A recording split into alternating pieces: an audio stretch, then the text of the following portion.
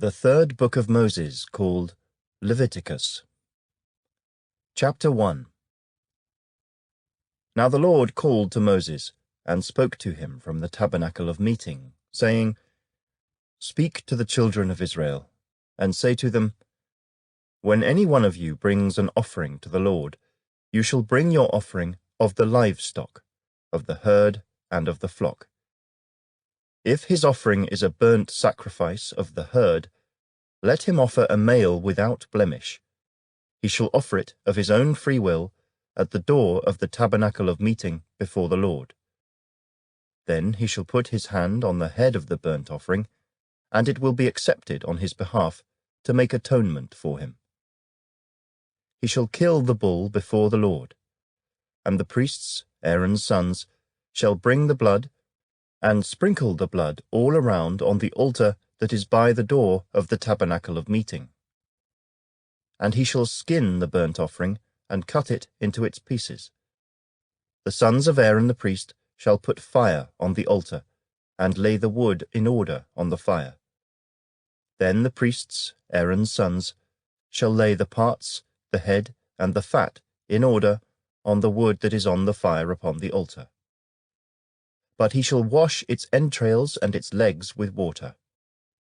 And the priest shall burn all on the altar as a burnt sacrifice, an offering made by fire, a sweet aroma to the Lord. If his offering is of the flocks, of the sheep or of the goats, as a burnt sacrifice, he shall bring a male without blemish. He shall kill it on the north side of the altar before the Lord. And the priests, Aaron's sons, shall sprinkle its blood all around on the altar. And he shall cut it into its pieces with its head and its fat, and the priest shall lay them in order on the wood that is on the fire upon the altar. But he shall wash the entrails and the legs with water. Then the priest shall bring it all and burn it on the altar. It is a burnt sacrifice, an offering made by fire, a sweet aroma to the Lord. And if the burnt sacrifice of his offering to the Lord is of birds, then he shall bring his offering of turtle doves or young pigeons. The priest shall bring it to the altar, wring off its head, and burn it on the altar. Its blood shall be drained out at the side of the altar. And he shall remove its crop with its feathers, and cast it beside the altar on the east side, into the place for ashes. Then he shall split it at its wings, but shall not divide it completely. And the priest shall burn it on the altar, on the wood that is on the fire. It is a burnt sacrifice, an offering made by fire, a sweet aroma to the Lord. Chapter 2. When anyone offers a grain offering to the Lord, his offering shall be of fine flour, and he shall pour oil on it, and put frankincense on it. He shall bring it to Aaron's sons, the priests, one of whom shall take from it his handful of fine flour and oil with all the frankincense. And the priest shall burn it as a memorial on the altar, an offering made by fire, a sweet aroma to the Lord. The rest of the grain offering shall be Aaron's and his sons'. It is most holy of the offerings to the Lord made by fire.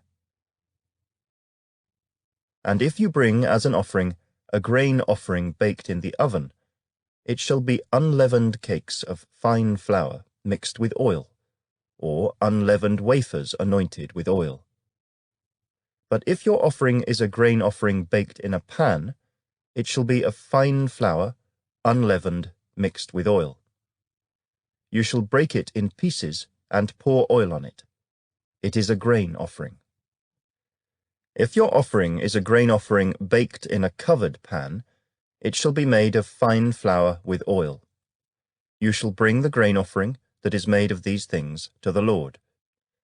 And when it is presented to the priest, he shall bring it to the altar. Then the priest shall take from the grain offering a memorial portion, and burn it on the altar. It is an offering made by fire, a sweet aroma to the Lord. And what is left of the grain offering shall be Aaron's and his sons.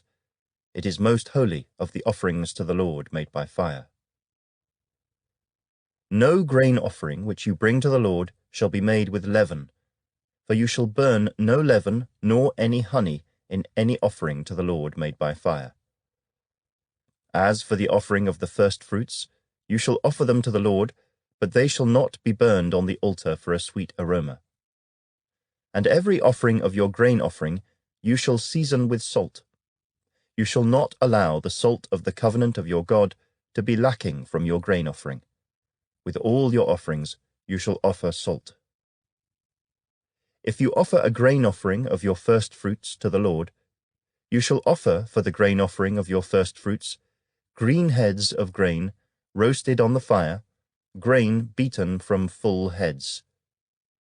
And you shall put oil on it, and lay frankincense on it. It is a grain offering. Then the priest shall burn the memorial portion, part of its beaten grain and part of its oil, with all the frankincense, as an offering made by fire to the Lord.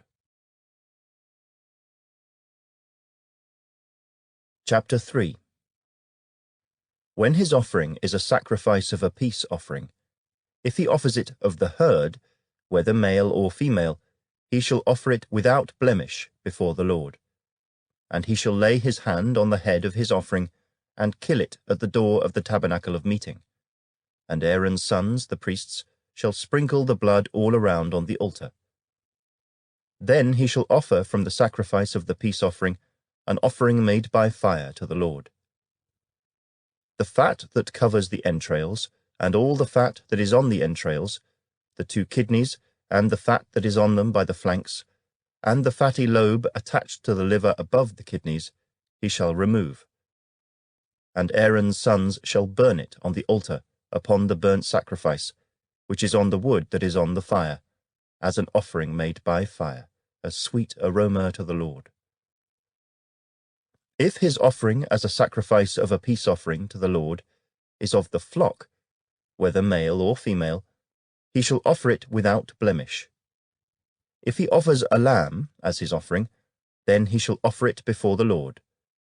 And he shall lay his hand on the head of his offering, and kill it before the tabernacle of meeting. And Aaron's sons shall sprinkle its blood all around on the altar.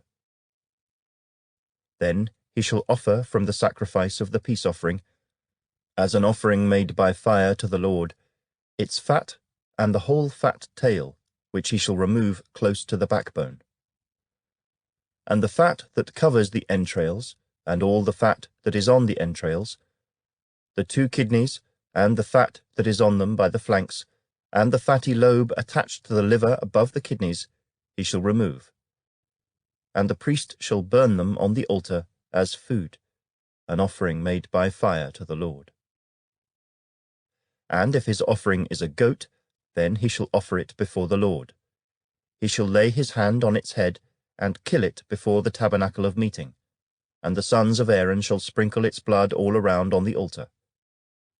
Then he shall offer from it his offering, as an offering made by fire to the Lord. The fat that covers the entrails, and all the fat that is on the entrails, the 2 kidneys, and the fat that is on them by the flanks, and the fatty lobe attached to the liver above the kidneys, he shall remove. And the priest shall burn them on the altar as food, an offering made by fire for a sweet aroma. All the fat is the Lord's. This shall be a perpetual statute throughout your generations in all your dwellings. You shall eat neither fat nor blood. Chapter 4. Now the Lord spoke to Moses, saying, Speak to the children of Israel, saying, If a person sins unintentionally against any of the commandments of the Lord in anything which ought not to be done, and does any of them, if the anointed priest sins, bringing guilt on the people, then let him offer to the Lord for his sin which he has sinned, a young bull without blemish as a sin offering. He shall bring the bull to the door of the tabernacle of meeting before the Lord, lay his hand on the bull's head, and kill the bull before the Lord. Then the anointed priest shall take some of the bull's blood and bring it to the tabernacle of meeting.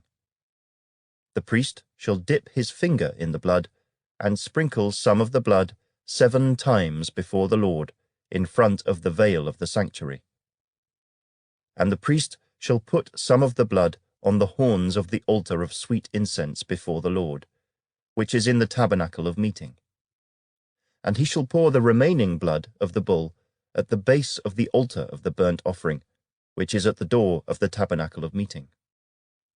He shall take from it all the fat of the bull as the sin offering, the fat that covers the entrails, and all the fat which is on the entrails, the 2 kidneys, and the fat that is on them by the flanks, and the fatty lobe attached to the liver above the kidneys, he shall remove, as it was taken from the bull of the sacrifice of the peace offering.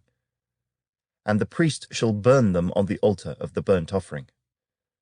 But the bull's hide, and all its flesh, with its head and legs, its entrails and offal, the whole bull, he shall carry outside the camp to a clean place, where the ashes are poured out, and burn it on wood with fire. Where the ashes are poured out, it shall be burned. Now if the whole congregation of Israel sins unintentionally, and the thing is hidden from the eyes of the assembly, and they have done something against any of the commandments of the Lord in anything which should not be done, and are guilty, when the sin which they have committed becomes known, then the assembly shall offer a young bull for the sin, and bring it before the tabernacle of meeting. And the elders of the congregation shall lay their hands on the head of the bull before the Lord. Then the bull shall be killed before the Lord.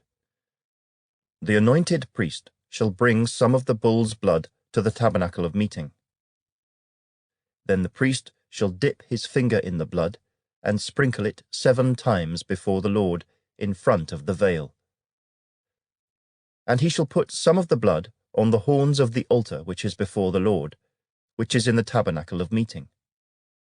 And he shall pour the remaining blood at the base of the altar of burnt offering, which is at the door of the tabernacle of meeting. He shall take all the fat from it, and burn it on the altar. And he shall do with the bull as he did with the bull as a sin offering. Thus he shall do with it. So the priest shall make atonement for them, and it shall be forgiven them. Then he shall carry the bull outside the camp, and burn it as he burned the first bull. It is a sin offering for the assembly.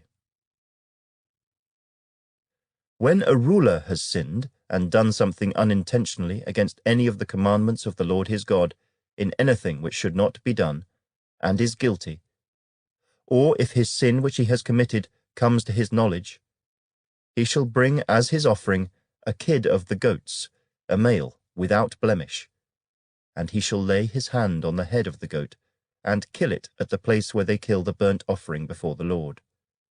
It is a sin offering. The priest shall take some of the blood of the sin offering with his finger, put it on the horns of the altar of burnt offering, and pour its blood at the base of the altar of burnt offering. And he shall burn all its fat on the altar, like the fat of the sacrifice of the peace offering. So the priest shall make atonement for him concerning his sin, and it shall be forgiven him. If any one of the common people sins unintentionally by doing something against any of the commandments of the Lord in anything which ought not to be done, and is guilty, or if his sin which he has committed comes to his knowledge, then he shall bring as his offering a kid of the goats, a female without blemish, for his sin which he has committed. And he shall lay his hand on the head of the sin offering, and kill the sin offering at the place of the burnt offering. Then the priest shall take some of its blood with his finger, put it on the horns of the altar of burnt offering, and pour all the remaining blood at the base of the altar. He shall remove all its fat, as fat is removed from the sacrifice of the peace offering, and the priest shall burn it on the altar for a sweet aroma to the Lord. So the priest shall make atonement for him, and it shall be forgiven him. If he brings a lamb as his sin offering, he shall bring a female without blemish. Then he shall lay his hand on the head of the sin offering, and kill it as a sin offering at the place where they kill the burnt offering. The priest shall take some of the blood of the sin offering with his finger, put it on the horns of the altar of burnt offering, and pour all the remaining blood at the base of the altar. He shall remove all its fat, as the fat of the lamb is removed from the sacrifice of the peace offering. Then the priest shall burn it on the altar, according to the offerings made by fire to the Lord. So the priest shall make atonement for his sin that he has committed, and it shall be forgiven him. Chapter 5. If a person sins in hearing the utterance of an oath, and is a witness, whether he has seen or known of the matter, if he does not tell it, he bears guilt. Or if a person touches any unclean thing, whether it is the carcass of an unclean beast, or the carcass of unclean livestock, or the carcass of unclean creeping things, and he is unaware of it, he also shall be unclean and guilty. Or if he touches human uncleanness, whatever uncleanness with which a man may be defiled, and he is unaware of it, when he realizes it, then he shall be guilty. Or if a person swears, speaking thoughtlessly with his lips, to do evil or to do good, whatever it is that a man may pronounce by an oath, and he is unaware of it, when he realizes it, then he shall be guilty in any of these matters. And it shall be, when he is guilty in any of these matters, that he shall confess that he has sinned in that thing. And he shall bring his trespass offering to the Lord for his sin which he has committed, a female from the flock, a lamb or a kid of the goats, as a sin offering. So the priest shall make atonement for him concerning his sin. If he is not able to bring a lamb, then he shall bring to the Lord, for his trespass which he has committed, 2 turtle doves or 2 young pigeons, one as a sin offering and the other as a burnt offering. And he shall bring them to the priest, who shall offer that which is for the sin offering first, and wring off its head from its neck, but shall not divide it completely. Then he shall sprinkle some of the blood of the sin offering on the side of the altar, and the rest of the blood shall be drained out at the base of the altar. It is a sin offering.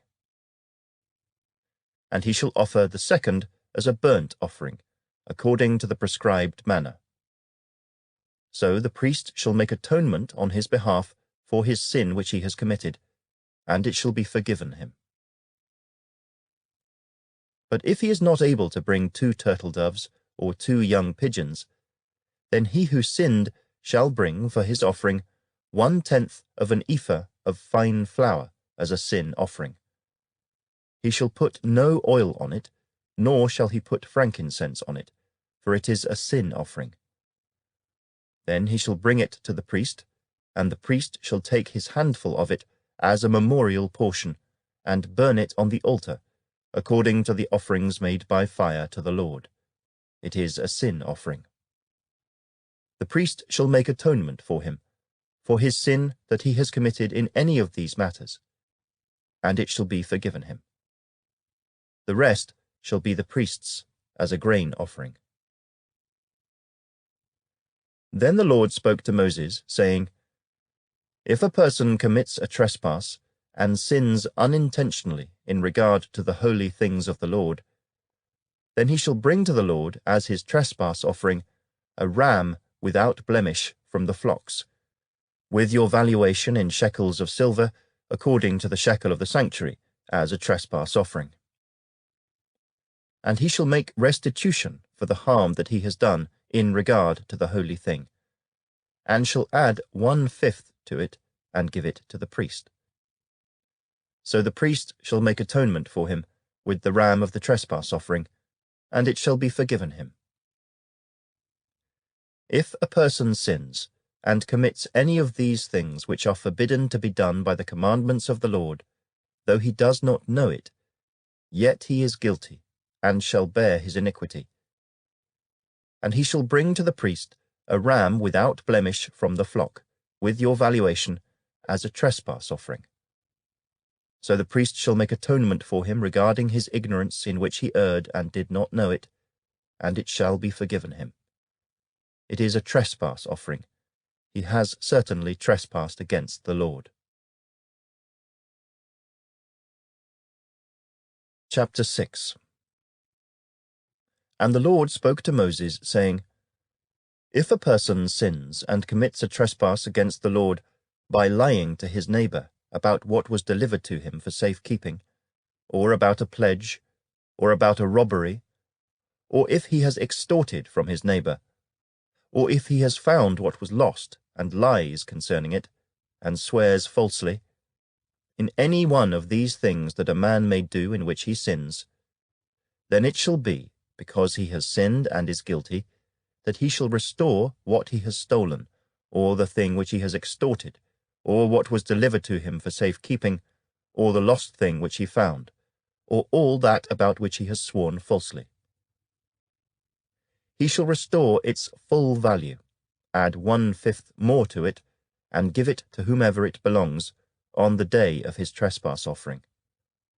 And he shall bring his trespass offering to the Lord, a ram without blemish from the flock, with your valuation, as a trespass offering to the priest. So the priest shall make atonement for him before the Lord, and he shall be forgiven for any one of these things that he may have done in which he trespasses. Then the Lord spoke to Moses, saying, Command Aaron and his sons, saying, This is the law of the burnt offering. The burnt offering shall be on the hearth upon the altar all night until morning, and the fire of the altar shall be kept burning on it. And the priest shall put on his linen garment, and his linen trousers he shall put on his body, and take up the ashes of the burnt offering which the fire has consumed on the altar, and he shall put them beside the altar. Then he shall take off his garments, put on other garments, and carry the ashes outside the camp to a clean place. And the fire on the altar shall be kept burning on it, it shall not be put out. And the priest shall burn wood on it every morning, and lay the burnt offering in order on it, and he shall burn on it the fat of the peace offerings. A fire shall always be burning on the altar, it shall never go out. This is the law of the grain offering. The sons of Aaron shall offer it on the altar before the Lord. He shall take from it his handful of the fine flour of the grain offering, with its oil, and all the frankincense which is on the grain offering, and shall burn it on the altar for a sweet aroma, as a memorial to the Lord. And the remainder of it Aaron and his sons shall eat. With unleavened bread it shall be eaten in a holy place. In the court of the tabernacle of meeting they shall eat it. It shall not be baked with leaven. I have given it as their portion of my offerings made by fire. It is most holy, like the sin offering and the trespass offering. All the males among the children of Aaron may eat it. It shall be a statute forever in your generations concerning the offerings made by fire to the Lord. Everyone who touches them must be holy. And the Lord spoke to Moses, saying, This is the offering of Aaron and his sons, which they shall offer to the Lord, beginning on the day when he is anointed. 1/10 of an ephah of fine flour as a daily grain offering, half of it in the morning, and half of it at night. It shall be made in a pan with oil. When it is mixed, you shall bring it in. The baked pieces of the grain offering you shall offer for a sweet aroma to the Lord. The priest from among his sons, who is anointed in his place, shall offer it. It is a statute forever to the Lord. It shall be wholly burned. For every grain offering for the priest shall be wholly burned. It shall not be eaten. Also the Lord spoke to Moses, saying, Speak to Aaron and to his sons, saying, This is the law of the sin offering. In the place where the burnt offering is killed, the sin offering shall be killed before the Lord. It is most holy. The priest who offers it for sin shall eat it. In a holy place it shall be eaten, in the court of the tabernacle of meeting. Everyone who touches its flesh must be holy. And when its blood is sprinkled on any garment, you shall wash that on which it was sprinkled in a holy place. But the earthen vessel in which it is boiled shall be broken, and if it is boiled in a bronze pot, it shall be both scoured and rinsed in water. All the males among the priests may eat it. It is most holy. But no sin offering from which any of the blood is brought into the tabernacle of meeting to make atonement in the holy place shall be eaten. It shall be burned in the fire. Chapter 7. Likewise, this is the law of the trespass offering. It is most holy. In the place where they kill the burnt offering, they shall kill the trespass offering. And its blood he shall sprinkle all around on the altar, and he shall offer from it all its fat, the fat tail, and the fat that covers the entrails, the 2 kidneys, and the fat that is on them by the flanks, and the fatty lobe attached to the liver above the kidneys, he shall remove. And the priest shall burn them on the altar as an offering made by fire to the Lord. It is a trespass offering. Every male among the priests may eat it. It shall be eaten in a holy place. It is most holy.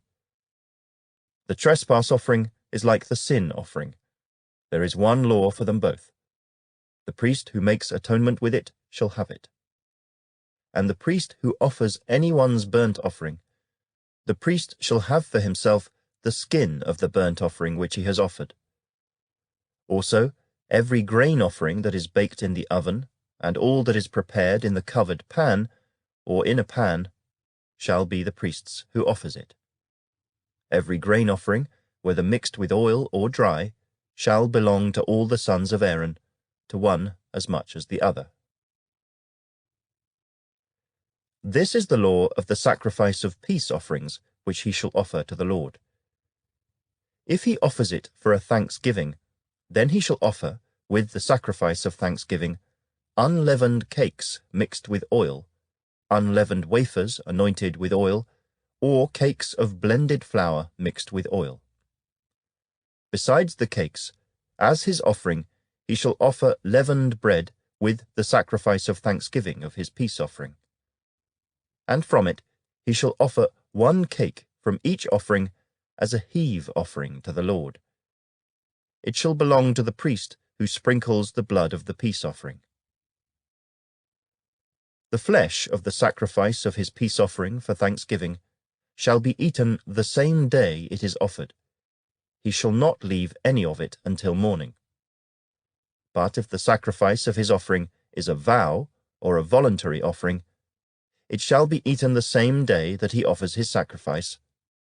But on the next day the remainder of it also may be eaten. The remainder of the flesh of the sacrifice on the 3rd day must be burned with fire. And if any of the flesh of the sacrifice of his peace offering is eaten at all on the 3rd day, it shall not be accepted, nor shall it be imputed to him. It shall be an abomination to him who offers it, and the person who eats of it shall bear guilt. The flesh that touches any unclean thing shall not be eaten. It shall be burned with fire. And as for the clean flesh, all who are clean may eat of it. But the person who eats the flesh of the sacrifice of the peace offering that belongs to the Lord, while he is unclean, that person shall be cut off from his people.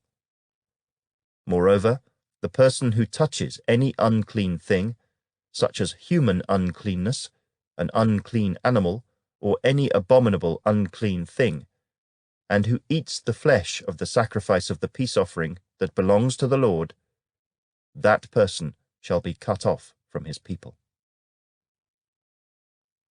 And the Lord spoke to Moses, saying, Speak to the children of Israel, saying, You shall not eat any fat of ox or sheep or goat.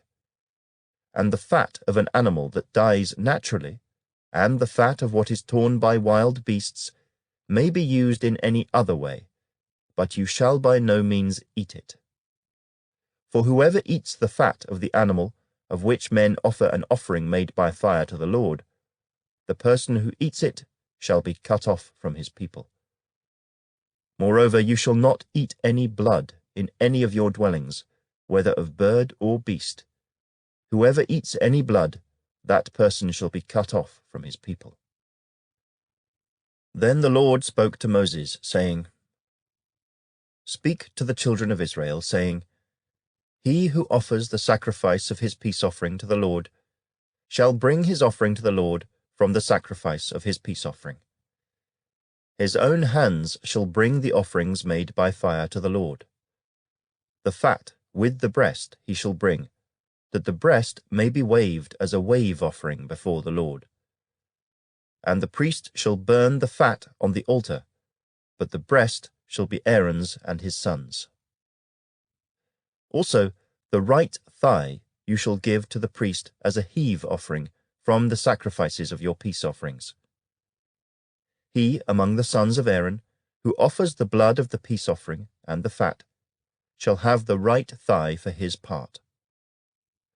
For the breast of the wave offering and the thigh of the heave offering I have taken from the children of Israel, from the sacrifices of their peace offerings, and I have given them to Aaron the priest and to his sons from the children of Israel, by a statute forever. This is the consecrated portion for Aaron and his sons, from the offerings made by fire to the Lord on the day when Moses presented them to minister to the Lord as priests. The Lord commanded this to be given to them by the children of Israel on the day that he anointed them, by a statute forever, throughout their generations. This is the law of the burnt offering, the grain offering, the sin offering, the trespass offering, the consecrations, and the sacrifice of the peace offering, which the Lord commanded Moses on Mount Sinai, on the day when he commanded the children of Israel to offer their offerings to the Lord in the wilderness of Sinai. Chapter 8. And the Lord spoke to Moses, saying, Take Aaron and his sons with him, and the garments, the anointing oil, a bull as the sin offering, 2 rams, and a basket of unleavened bread, and gather all the congregation together at the door of the tabernacle of meeting. So Moses did as the Lord commanded him. And the congregation was gathered together at the door of the tabernacle of meeting. And Moses said to the congregation, This is what the Lord commanded to be done.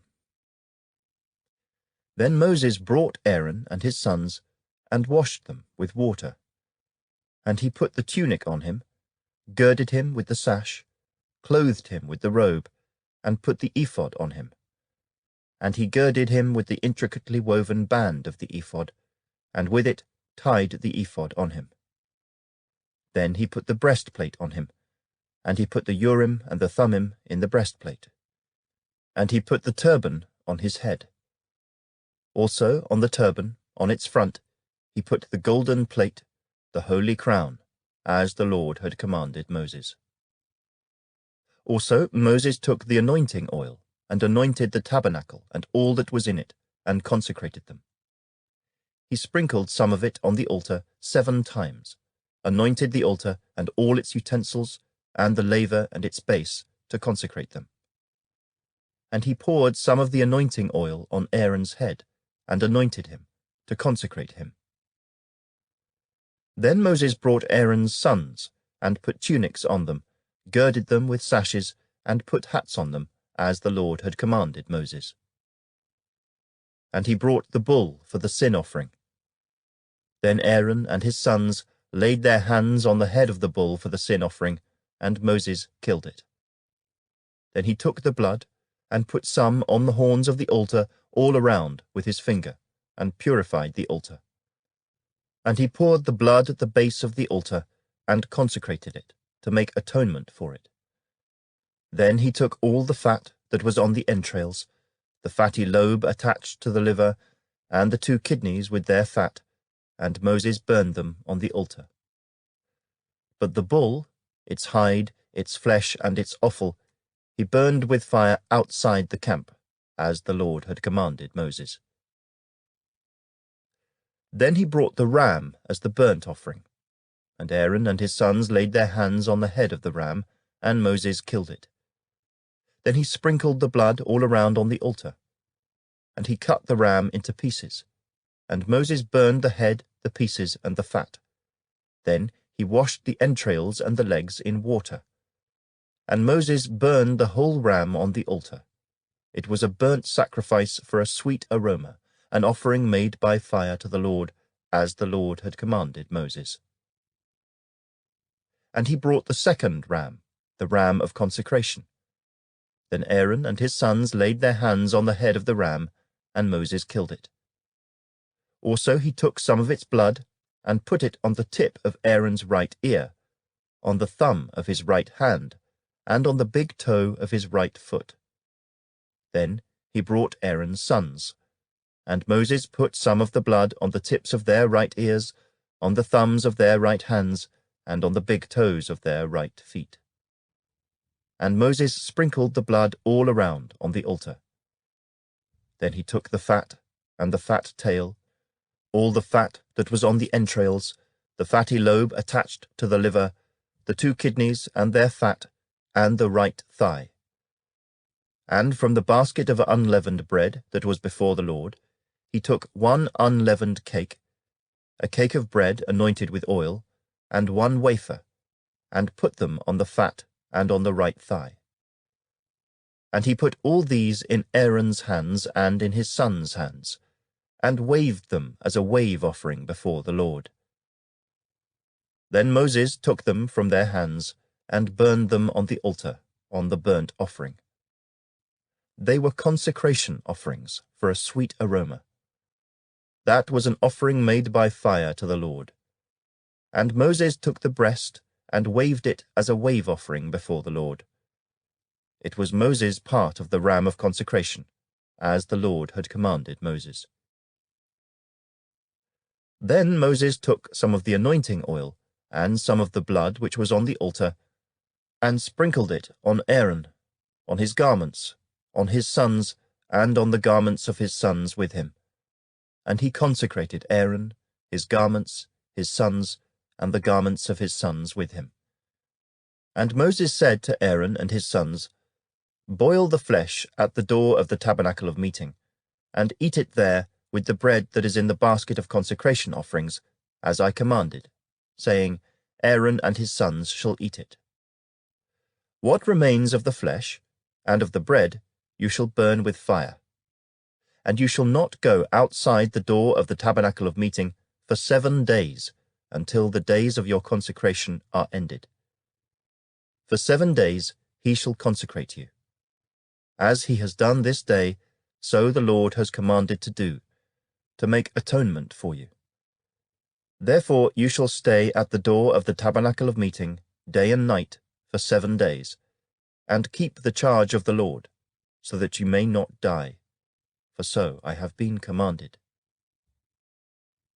So Aaron and his sons did all the things that the Lord had commanded by the hand of Moses. Chapter 9. It came to pass on the 8th day that Moses called Aaron and his sons and the elders of Israel. And he said to Aaron, Take for yourself a young bull as a sin offering, and a ram as a burnt offering, without blemish, and offer them before the Lord. And to the children of Israel you shall speak, saying, Take a kid of the goats as a sin offering, and a calf and a lamb both of the first year without blemish as a burnt offering. Also a bull and a ram as peace offerings, to sacrifice before the Lord, and a grain offering mixed with oil. For today the Lord will appear to you.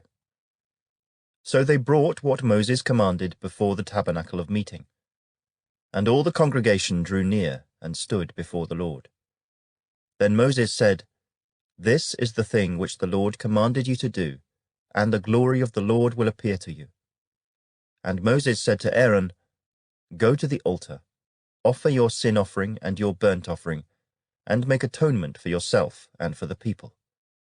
Offer the offering of the people, and make atonement for them, as the Lord commanded."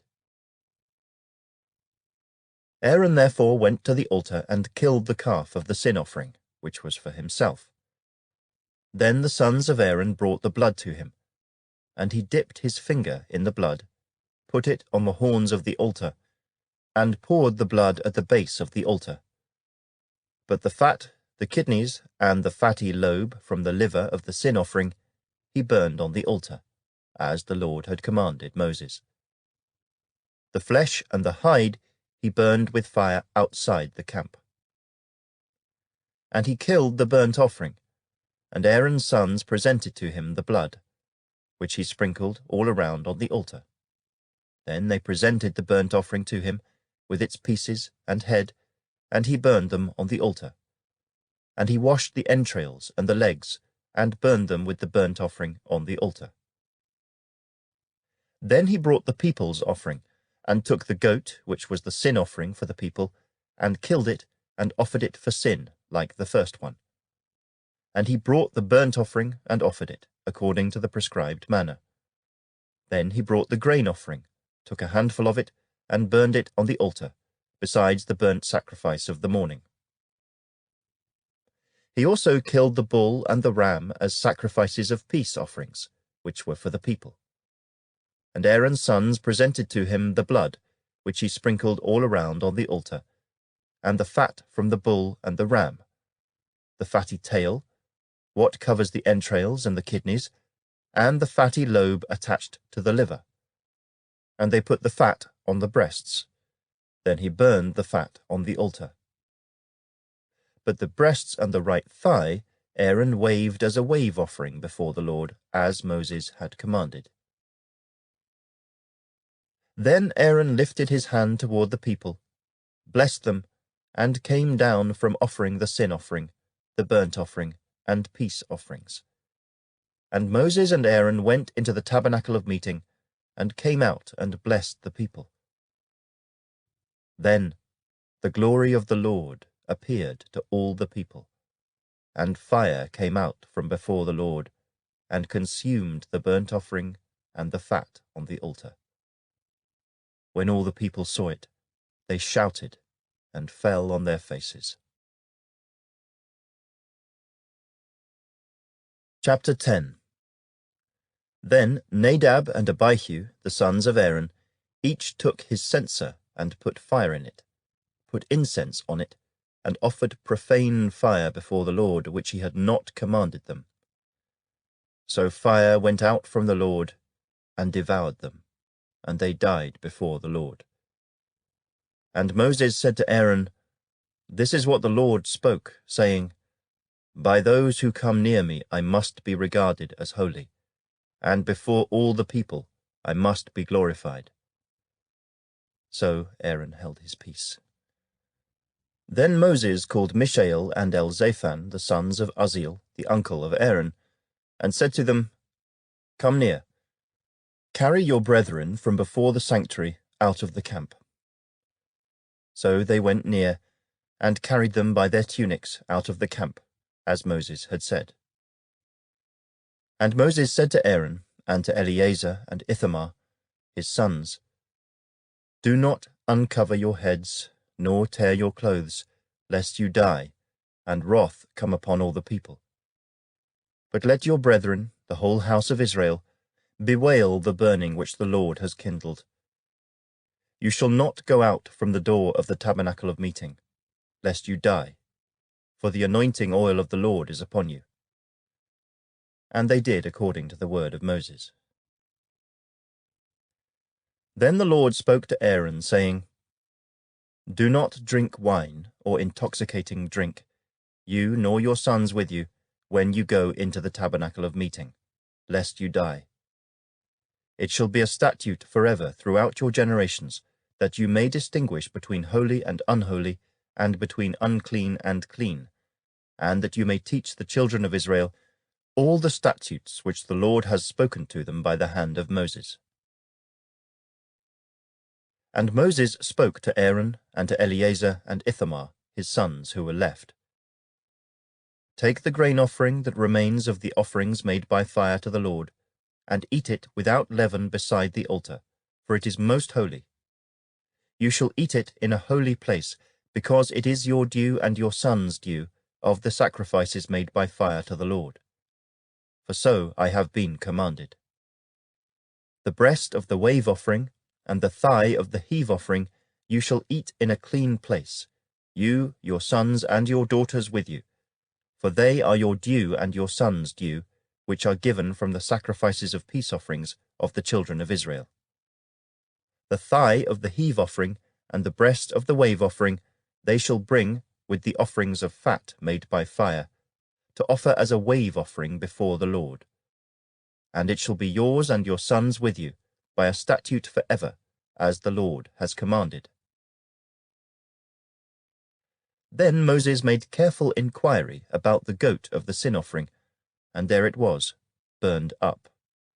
And he was angry with Eleazar and Ithamar, the sons of Aaron who were left, saying, Why have you not eaten the sin offering in a holy place, since it is most holy?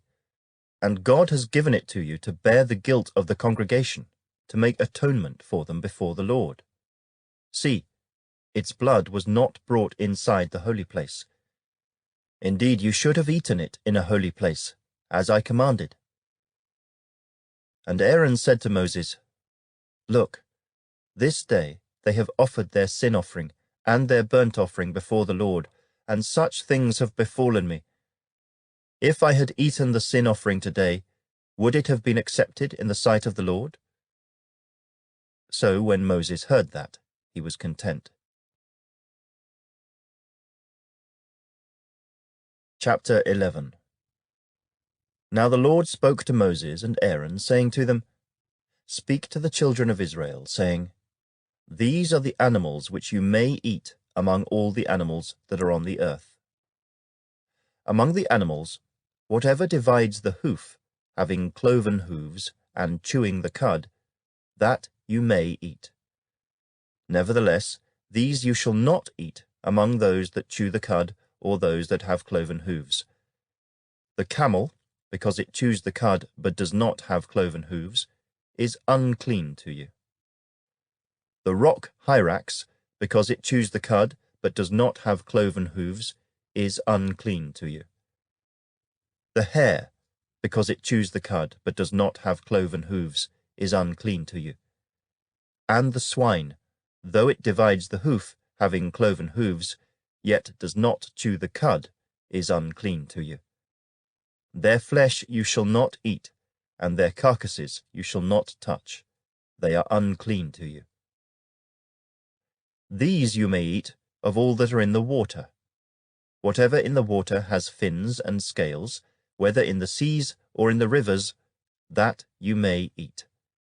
But all in the seas or in the rivers that do not have fins and scales, all that move in the water, or any living thing which is in the water, they are an abomination to you. They shall be an abomination to you. You shall not eat their flesh, but you shall regard their carcasses as an abomination. Whatever in the water does not have fins or scales, that shall be an abomination to you. And these you shall regard as an abomination among the birds. They shall not be eaten. They are an abomination. The eagle, the vulture, the buzzard, the kite, and the falcon after its kind. Every raven after its kind. The ostrich, the short-eared owl, the seagull, and the hawk after its kind. The little owl, the fisher owl, and the screech owl. The white owl, the jackdaw, and the carrion vulture. The stork, the heron after its kind, the hoopoe, and the bat.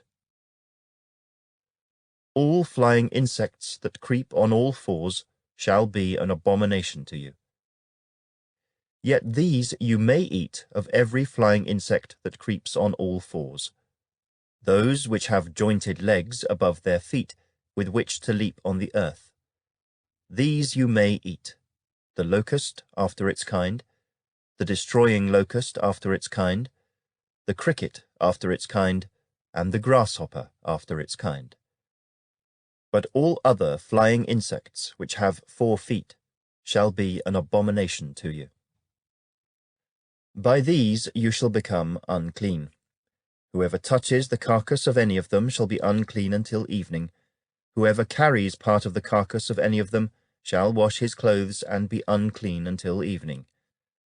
The carcass of any animal which divides the foot, but is not cloven-hoofed, or does not chew the cud, is unclean to you. Everyone who touches it shall be unclean. And whatever goes on its paws, among all kinds of animals that go on all fours, those are unclean to you. Whoever touches any such carcass shall be unclean until evening. Whoever carries any such carcass shall wash his clothes and be unclean until evening. It is unclean to you. These also shall be unclean to you among the creeping things that creep on the earth: the mole, the mouse, and the large lizard after its kind, the gecko, the monitor lizard, the sand reptile, the sand lizard, and the chameleon. These are unclean to you among all that creep.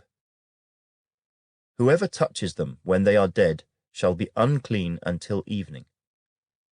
Anything on which any of them falls when they are dead shall be unclean, whether it is any item of wood, or clothing, or skin, or sack. Whatever item it is in which any work is done, it must be put in water, and it shall be unclean until evening. Then it shall be clean. Any earthen vessel into which any of them falls you shall break, and whatever is in it shall be unclean. In such a vessel any edible food upon which water falls becomes unclean, and any drink that may be drunk from it becomes unclean. And everything on which a part of any such carcass falls shall be unclean. Whether it is an oven or cooking stove, it shall be broken down, for they are unclean and shall be unclean to you. Nevertheless, a spring or a cistern in which there is plenty of water shall be clean, but whatever touches any such carcass becomes unclean. And if a part of any such carcass falls on any planting seed which is to be sown, it remains clean. But if water is put on the seed, and if a part of any such carcass falls on it, it becomes unclean to you. And if any animal which you may eat dies, he who touches its carcass shall be unclean until evening. He who eats of its carcass shall wash his clothes and be unclean until evening. He also who carries its carcass shall wash his clothes and be unclean until evening. And every creeping thing that creeps on the earth shall be an abomination. It shall not be eaten. Whatever crawls on its belly, whatever goes on all fours, or whatever has many feet among all creeping things that creep on the earth, these you shall not eat, for they are an abomination. You shall not make yourselves abominable with any creeping thing that creeps, nor shall you make yourselves unclean with them, lest you be defiled by them. For I am the Lord your God. You shall therefore consecrate yourselves, and you shall be holy, for I am holy. Neither shall you defile yourselves with any creeping thing that creeps on the earth. For I am the Lord who brings you up out of the land of Egypt, to be your God. You shall therefore be holy, for I am holy. This is the law of the animals and the birds and every living creature that moves in the waters, and of every creature that creeps on the earth, to distinguish between the unclean and the clean, and between the animal that may be eaten and the animal that may not be eaten. Chapter 12. Then the Lord spoke to Moses, saying, Speak to the children of Israel, saying, If a woman has conceived and borne a male child, then she shall be unclean 7 days, as in the days of her customary impurity she shall be unclean. and on the 8th day the flesh of his foreskin shall be circumcised. She shall then continue in the blood of her purification 33 days. She shall not touch any hallowed thing, nor come into the sanctuary until the days of her purification are fulfilled. But if she bears a female child, then she shall be unclean 2 weeks, as in her customary impurity, and she shall continue in the blood of her purification 66 days. When the days of her purification are fulfilled, whether for a son or a daughter, she shall bring to the priest a lamb of the first year as a burnt offering, and a young pigeon or a turtle dove as a sin offering, to the door of the tabernacle of meeting. Then he shall offer it before the Lord, and make atonement for her. And she shall be clean from the flow of her blood. This is the law for her who has borne a male or a female. And if she is not able to bring a lamb, then she may bring 2 turtle doves or 2 young pigeons, one as a burnt offering and the other as a sin offering. So the priest shall make atonement for her, and she will be clean. Chapter 13. And the Lord spoke to Moses and Aaron, saying, When a man has on the skin of his body a swelling, a scab, or a bright spot, and it becomes on the skin of his body like a leprous sore, then he shall be brought to Aaron the priest, or to one of his sons the priests. The priest shall examine the sore on the skin of the body. And if the hair on the sore has turned white, and the sore appears to be deeper than the skin of his body, it is a leprous sore. Then the priest shall examine him, and pronounce him unclean. But if the bright spot is white on the skin of his body, and does not appear to be deeper than the skin, and its hair has not turned white, then the priest shall isolate the one who has the sore 7 days, and the priest shall examine him on the 7th day. And indeed, if the sore appears to be as it was, and the sore has not spread on the skin, then the priest shall isolate him another 7 days. Then the priest shall examine him again on the 7th day, and indeed, if the sore has faded, and the sore has not spread on the skin, then the priest shall pronounce him clean. It is only a scab, and he shall wash his clothes and be clean. But if the scab should at all spread over the skin, after he has been seen by the priest for his cleansing, he shall be seen by the priest again. And if the priest sees that the scab has indeed spread on the skin, then the priest shall pronounce him unclean. It is leprosy. When the leprous sore is on a person, then he shall be brought to the priest, and the priest shall examine him. And indeed, if the swelling on the skin is white, and it has turned the hair white, and there is a spot of raw flesh in the swelling, it is an old leprosy on the skin of his body. The priest shall pronounce him unclean, and shall not isolate him, for he is unclean. And if leprosy breaks out all over the skin, and the leprosy covers all the skin of the one who has the sore, from his head to his foot, wherever the priest looks, then the priest shall consider. And indeed, if the leprosy has covered all his body, he shall pronounce him clean who has the sore. It has all turned white. He is clean. But when raw flesh appears on him, he shall be unclean. And the priest shall examine the raw flesh, and pronounce him to be unclean, for the raw flesh is unclean. It is leprosy. Or if the raw flesh changes and turns white again, he shall come to the priest, and the priest shall examine him. And indeed, if the sore has turned white, then the priest shall pronounce him clean who has the sore. He is clean.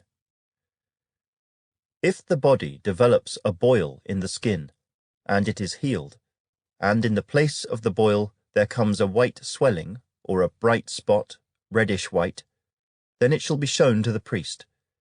And if, when the priest sees it, it indeed appears deeper than the skin, and its hair has turned white, the priest shall pronounce him unclean. It is a leprous sore which has broken out of the boil. But if the priest examines it, and indeed there are no white hairs in it, and it is not deeper than the skin, but has faded, then the priest shall isolate him 7 days. And if it should at all spread over the skin, then the priest shall pronounce him unclean. It is a leprous sore. But if the bright spot stays in one place, and has not spread, it is the scar of the boil, and the priest shall pronounce him clean. Or if the body receives a burn on its skin by fire, and the raw flesh of the burn becomes a bright spot, reddish-white or white, then the priest shall examine it. And indeed, if the hair of the bright spot has turned white, and it appears deeper than the skin, it is leprosy broken out in the burn. Therefore the priest shall pronounce him unclean. It is a leprous sore. But if the priest examines it, and indeed there are no white hairs in the bright spot, and it is not deeper than the skin, but has faded, then the priest shall isolate him 7 days, and the priest shall examine him on the 7th day. If it has at all spread over the skin, then the priest shall pronounce him unclean. It is a leprous sore. But if the bright spot stays in one place, and has not spread on the skin, but has faded, it is a swelling from the burn. The priest shall pronounce him clean, for it is the scar from the burn. If a man or woman has a sore on the head or the beard, then the priest shall examine the sore. And indeed, if it appears deeper than the skin, and there is in it thin yellow hair, then the priest shall pronounce him unclean. It is a scaly leprosy of the head or beard. But if the priest examines the scaly sore, and indeed it does not appear deeper than the skin, and there is no black hair in it, then the priest shall isolate the one who has the scale 7 days. And on the 7th day the priest shall examine the sore. And indeed if the scale has not spread, and there is no yellow hair in it, and the scale does not appear deeper than the skin, he shall shave himself, but the scale he shall not shave. And the priest shall isolate the one who has the scale another 7 days. On the 7th day the priest shall examine the scale. And indeed, if the scale has not spread over the skin, and does not appear deeper than the skin, then the priest shall pronounce him clean. He shall wash his clothes and be clean. But if the scale should at all spread over the skin after his cleansing, then the priest shall examine him. And indeed, if the scale has spread over the skin, the priest need not seek for yellow hair. He is unclean. But if the scale appears to be at a standstill, and there is black hair grown up in it, the scale has healed. He is clean, and the priest shall pronounce him clean.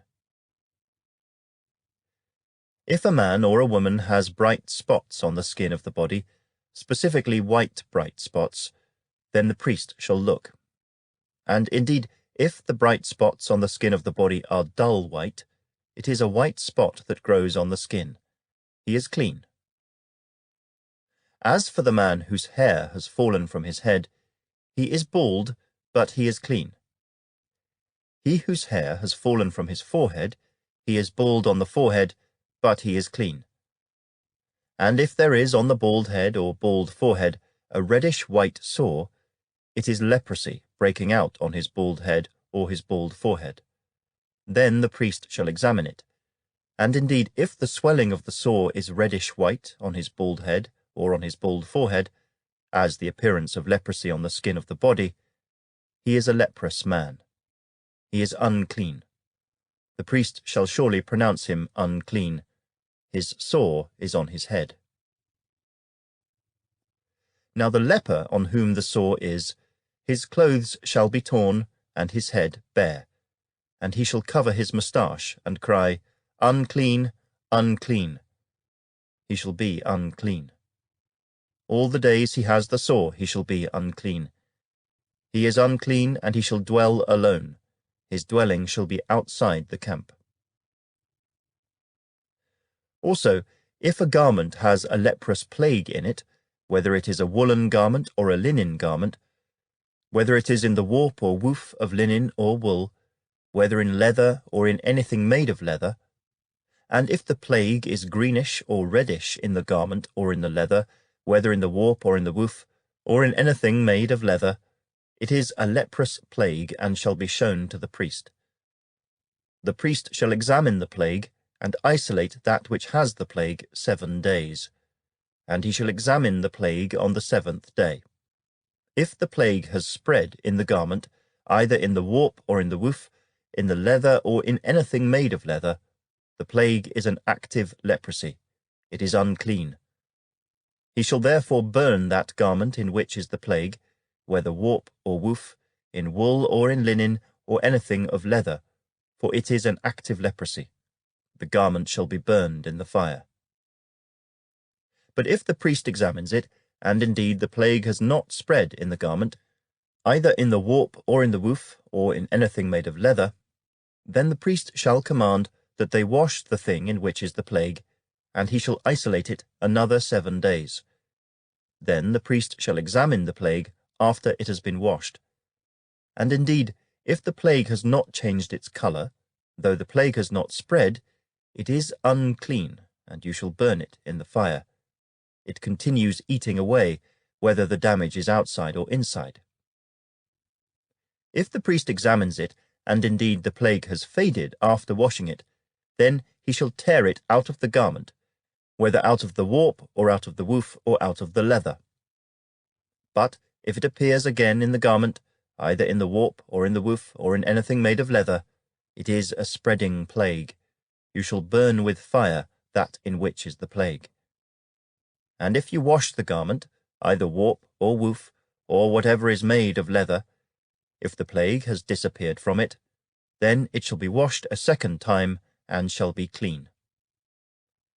This is the law of the leprous plague in a garment of wool or linen, either in the warp or woof, or in anything made of leather, to pronounce it clean or to pronounce it unclean. Chapter 14. Then the Lord spoke to Moses, saying, This shall be the law of the leper for the day of his cleansing. He shall be brought to the priest, and the priest shall go out of the camp, and the priest shall examine him. And indeed, if the leprosy is healed in the leper, then the priest shall command to take for him who is to be cleansed 2 living and clean birds, cedar wood, scarlet, and hyssop. And the priest shall command that one of the birds be killed in an earthen vessel over running water.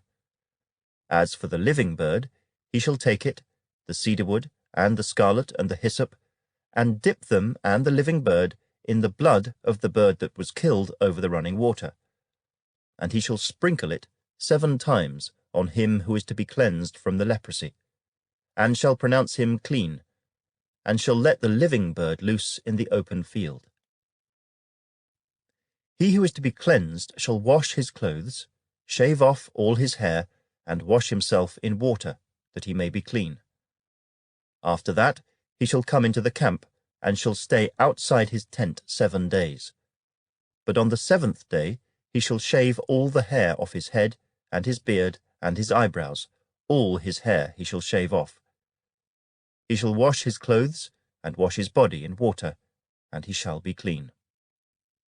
And on the 8th day he shall take 2 male lambs without blemish, 1 ewe lamb of the 1st year without blemish, 3/10 of an ephah of fine flour mixed with oil as a grain offering, and 1 log of oil. Then the priest who makes him clean shall present the man who is to be made clean, and those things, before the Lord, at the door of the tabernacle of meeting. And the priest shall take 1 male lamb, and offer it as a trespass offering, and the log of oil, and wave them as a wave offering before the Lord. Then he shall kill the lamb in the place where he kills the sin offering and the burnt offering, in a holy place. For as the sin offering is the priest's, so is the trespass offering. It is most holy. The priest shall take some of the blood of the trespass offering, and the priest shall put it on the tip of the right ear of him who is to be cleansed, on the thumb of his right hand, and on the big toe of his right foot. And the priest shall take some of the log of oil, and pour it into the palm of his own left hand. Then the priest shall dip his right finger in the oil that is in his left hand, and shall sprinkle some of the oil with his finger 7 times before the Lord. And of the rest of the oil in his hand, the priest shall put some on the tip of the right ear of him who is to be cleansed, on the thumb of his right hand, and on the big toe of his right foot, on the blood of the trespass offering. The rest of the oil that is in the priest's hand he shall put on the head of him who is to be cleansed. So the priest shall make atonement for him before the Lord. Then the priest shall offer the sin offering, and make atonement for him who is to be cleansed from his uncleanness. Afterward he shall kill the burnt offering. And the priest shall offer the burnt offering and the grain offering on the altar. So the priest shall make atonement for him, and he shall be clean. But if he is poor and cannot afford it, then he shall take 1 male lamb as a trespass offering to be waved, to make atonement for him, 1/10 of an ephah of fine flour mixed with oil as a grain offering, a log of oil, and 2 turtle doves or 2 young pigeons, such as he is able to afford. One shall be a sin offering, and the other a burnt offering. He shall bring them to the priest on the 8th day for his cleansing, to the door of the tabernacle of meeting before the Lord. And the priest shall take the lamb of the trespass offering, and the log of oil, and the priest shall wave them as a wave offering before the Lord. Then he shall kill the lamb of the trespass offering, and the priest shall take some of the blood of the trespass offering, and put it on the tip of the right ear of him who is to be cleansed, on the thumb of his right hand, and on the big toe of his right foot. And the priest shall pour some of the oil into the palm of his own left hand. Then the priest shall sprinkle with his right finger some of the oil that is in his left hand 7 times before the Lord. And the priest shall put some of the oil that is in his hand on the tip of the right ear of him who is to be cleansed, on the thumb of the right hand, and on the big toe of his right foot, on the place of the blood of the trespass offering. The rest of the oil that is in the priest's hand he shall put on the head of him who is to be cleansed, to make atonement for him before the Lord. And he shall offer 1 of the turtle doves or young pigeons, such as he can afford, such as he is able to afford, the one as a sin offering, and the other as a burnt offering, with the grain offering. So the priest shall make atonement for him who is to be cleansed before the Lord. This is the law for one who had a leprous sore, who cannot afford the usual cleansing. And the Lord spoke to Moses and Aaron, saying, When you have come into the land of Canaan, which I give you as a possession, and I put the leprous plague in a house in the land of your possession, and he who owns the house comes and tells the priest, saying, It seems to me that there is some plague in the house, then the priest shall command that they empty the house before the priest goes into it to examine the plague, that all that is in the house may not be made unclean. And afterward the priest shall go in to examine the house. And he shall examine the plague. And indeed, if the plague is on the walls of the house with ingrained streaks, greenish or reddish, which appear to be deep in the wall, then the priest shall go out of the house to the door of the house, and shut up the house 7 days. And the priest shall come again on the 7th day and look. And indeed, if the plague has spread on the walls of the house, then the priest shall command that they take away the stones in which is the plague, and they shall cast them into an unclean place outside the city. And he shall cause the house to be scraped inside all around, and the dust that they scrape off they shall pour out in an unclean place outside the city. Then they shall take other stones, and put them in the place of those stones, and he shall take other mortar, and plaster the house. Now if the plague comes back, and breaks out in the house, after he has taken away the stones, after he has scraped the house, and after it is plastered, then the priest shall come and look. And indeed, if the plague has spread in the house, It is an active leprosy in the house. It is unclean. And he shall break down the house, its stones, its timber, and all the plaster of the house, and he shall carry them outside the city to an unclean place. Moreover, he who goes into the house at all while it is shut up shall be unclean until evening. And he who lies down in the house shall wash his clothes, and he who eats in the house shall wash his clothes. But if the priest comes in and examines it, and indeed the plague has not spread in the house after the house was plastered, then the priest shall pronounce the house clean, because the plague is healed. And he shall take, to cleanse the house, 2 birds, cedar wood, scarlet, and hyssop. Then he shall kill one of the birds in an earthen vessel over running water. And he shall take the cedar wood, the hyssop, the scarlet, and the living bird, and dip them in the blood of the slain bird and in the running water, and sprinkle the house 7 times. And he shall cleanse the house with the blood of the bird and the running water and the living bird, with the cedar wood, the hyssop, and the scarlet. Then he shall let the living bird loose outside the city in the open field, and make atonement for the house, and it shall be clean. This is the law for any leprous sore and scale, for the leprosy of a garment and of a house, for a swelling and a scab and a bright spot, to teach when it is unclean and when it is clean. This is the law of leprosy. Chapter 15.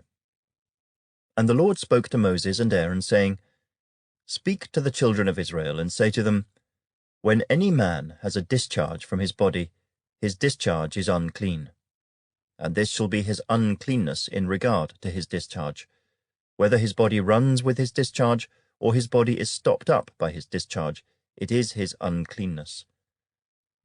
Every bed is unclean on which he who has the discharge lies, and everything on which he sits shall be unclean. And whoever touches his bed shall wash his clothes and bathe in water, and be unclean until evening.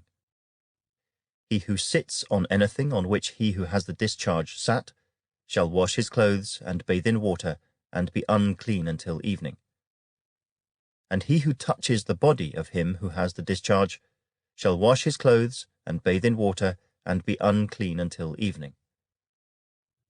If he who has the discharge spits on him who is clean, then he shall wash his clothes and bathe in water, and be unclean until evening. Any saddle on which he who has the discharge rides shall be unclean. Whoever touches anything that was under him shall be unclean until evening. He who carries any of those things shall wash his clothes and bathe in water, and be unclean until evening. And whomever the one who has the discharge touches, and has not rinsed his hands in water, he shall wash his clothes and bathe in water, and be unclean until evening. The vessel of earth that he who has the discharge touches shall be broken, and every vessel of wood shall be rinsed in water.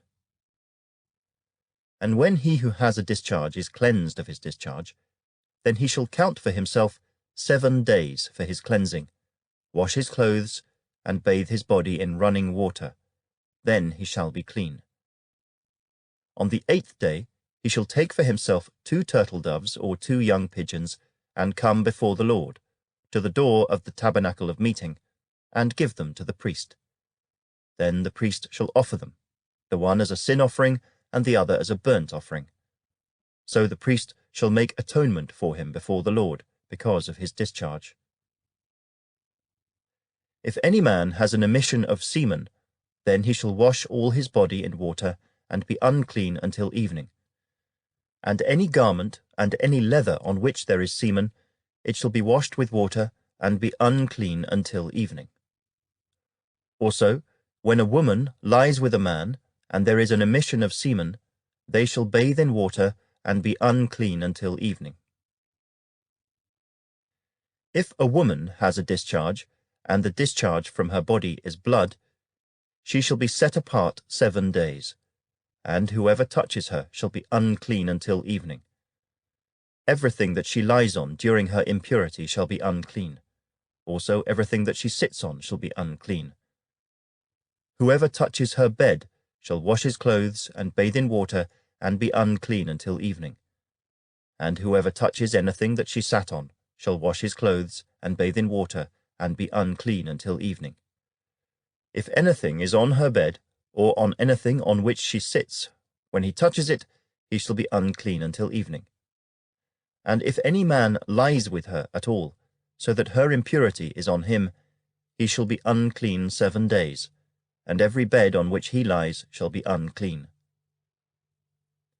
If a woman has a discharge of blood for many days, other than at the time of her customary impurity, or if it runs beyond her usual time of impurity, all the days of her unclean discharge shall be as the days of her customary impurity.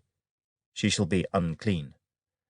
Every bed on which she lies all the days of her discharge shall be to her as the bed of her impurity.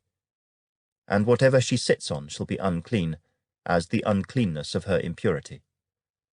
Whoever touches those things shall be unclean. He shall wash his clothes and bathe in water, and be unclean until evening. But if she is cleansed of her discharge, then she shall count for herself 7 days, and after that she shall be clean. And on the 8th day she shall take for herself 2 turtle doves or 2 young pigeons, and bring them to the priest, to the door of the tabernacle of meeting. Then the priest shall offer the one as a sin offering and the other as a burnt offering, and the priest shall make atonement for her before the Lord for the discharge of her uncleanness. Thus you shall separate the children of Israel from their uncleanness, lest they die in their uncleanness when they defile my tabernacle that is among them. This is the law for one who has a discharge, and for him who emits semen and is unclean thereby, and for her who is indisposed because of her customary impurity, and for one who has a discharge, either man or woman, and for him who lies with her who is unclean. Chapter 16. Now the Lord spoke to Moses after the death of the 2 sons of Aaron, when they offered profane fire before the Lord and died. And the Lord said to Moses, "Tell Aaron your brother not to come at just any time into the holy place inside the veil, before the mercy seat which is on the ark, lest he die. For I will appear in the cloud above the mercy seat. Thus Aaron shall come into the holy place, with the blood of a young bull as a sin offering, and of a ram as a burnt offering. He shall put the holy linen tunic and the linen trousers on his body. He shall be girded with a linen sash, and with the linen turban he shall be attired. These are holy garments. Therefore he shall wash his body in water, and put them on. And he shall take from the congregation of the children of Israel 2 kids of the goats as a sin offering, and 1 ram as a burnt offering. Aaron shall offer the bull as a sin offering, which is for himself, and make atonement for himself and for his house. He shall take the 2 goats, and present them before the Lord at the door of the tabernacle of meeting. Then Aaron shall cast lots for the 2 goats, 1 lot for the Lord, and the other lot for the scapegoat. And Aaron shall bring the goat on which the Lord's lot fell, and offer it as a sin offering. But the goat on which the lot fell to be the scapegoat shall be presented alive before the Lord, to make atonement upon it, and to let it go as the scapegoat into the wilderness. And Aaron shall bring the bull of the sin offering, which is for himself, and make atonement for himself and for his house, and shall kill the bull as the sin offering which is for himself. Then he shall take a censer full of burning coals of fire from the altar before the Lord, with his hands full of sweet incense beaten fine, and bring it inside the veil. And he shall put the incense on the fire before the Lord, that the cloud of incense may cover the mercy seat that is on the testimony, lest he die. He shall take some of the blood of the bull, and sprinkle it with his finger on the mercy seat on the east side, and before the mercy seat he shall sprinkle some of the blood with his finger 7 times. Then he shall kill the goat of the sin offering, which is for the people, bring its blood inside the veil, do with that blood as he did with the blood of the bull, and sprinkle it on the mercy seat and before the mercy seat. So he shall make atonement for the holy place, because of the uncleanness of the children of Israel, and because of their transgressions, for all their sins. And so he shall do for the tabernacle of meeting, which remains among them in the midst of their uncleanness.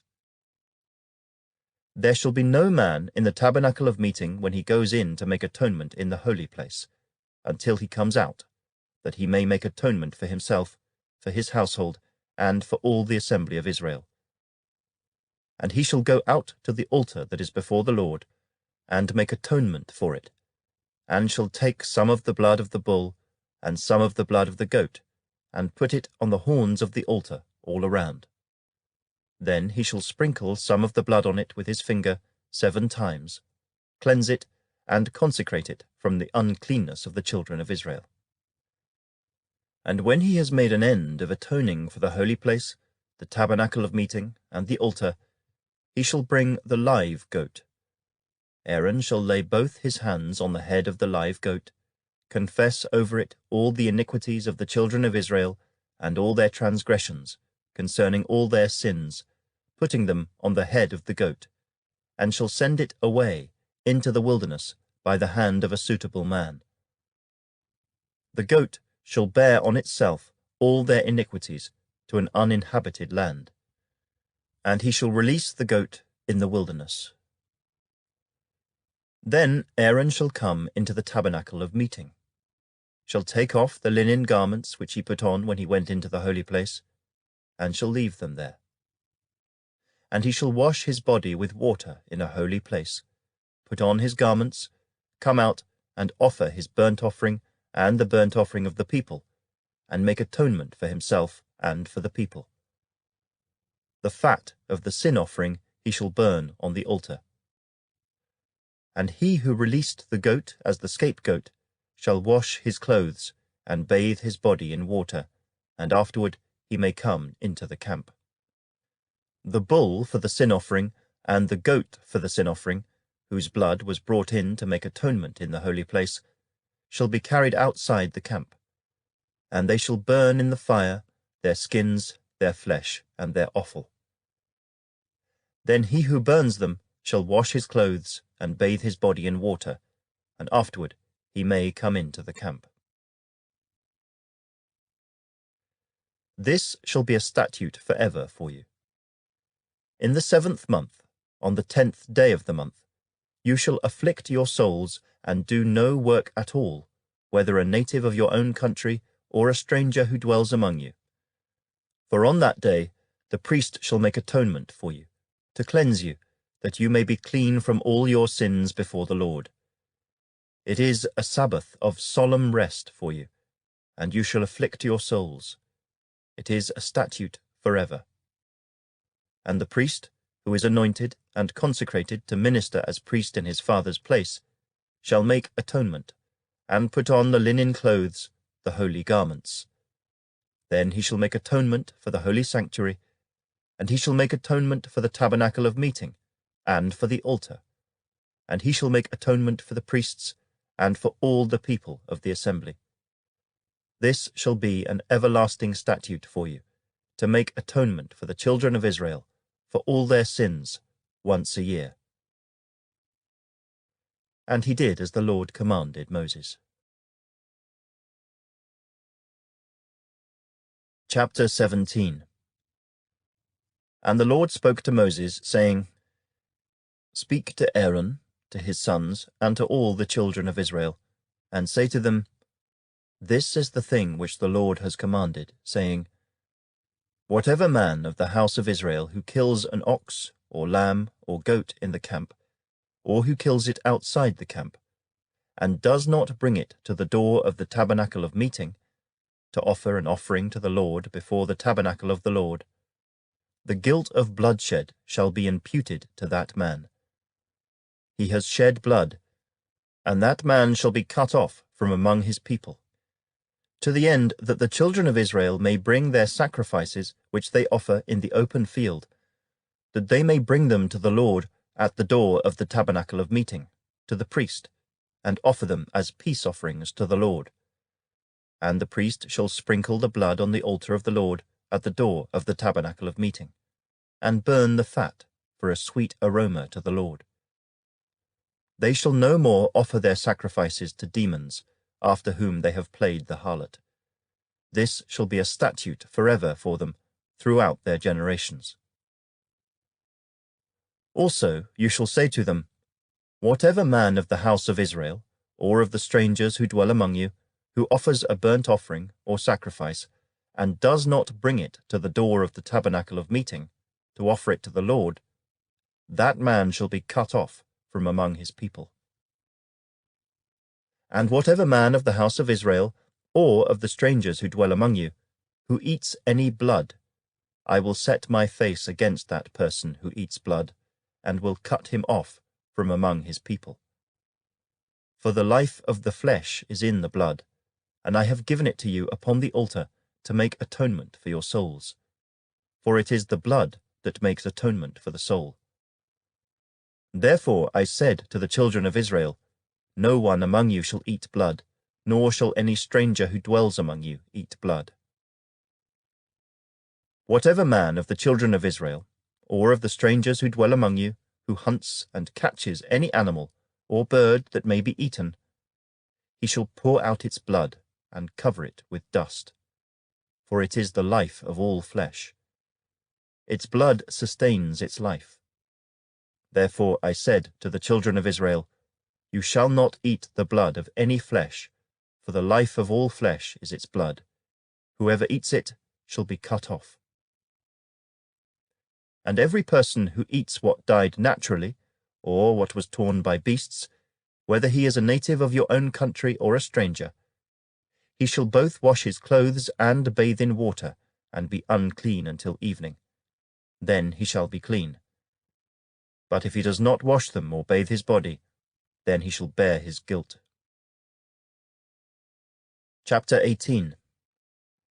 Then the Lord spoke to Moses, saying, Speak to the children of Israel, and say to them, I am the Lord your God. According to the doings of the land of Egypt, where you dwelt, you shall not do. And according to the doings of the land of Canaan, where I am bringing you, you shall not do. Nor shall you walk in their ordinances. You shall observe my judgments and keep my ordinances, to walk in them. I am the Lord your God. You shall therefore keep my statutes and my judgments, which if a man does, he shall live by them. I am the Lord. None of you shall approach anyone who is near of kin to him to uncover his nakedness. I am the Lord. The nakedness of your father or the nakedness of your mother you shall not uncover. She is your mother, you shall not uncover her nakedness. The nakedness of your father's wife you shall not uncover.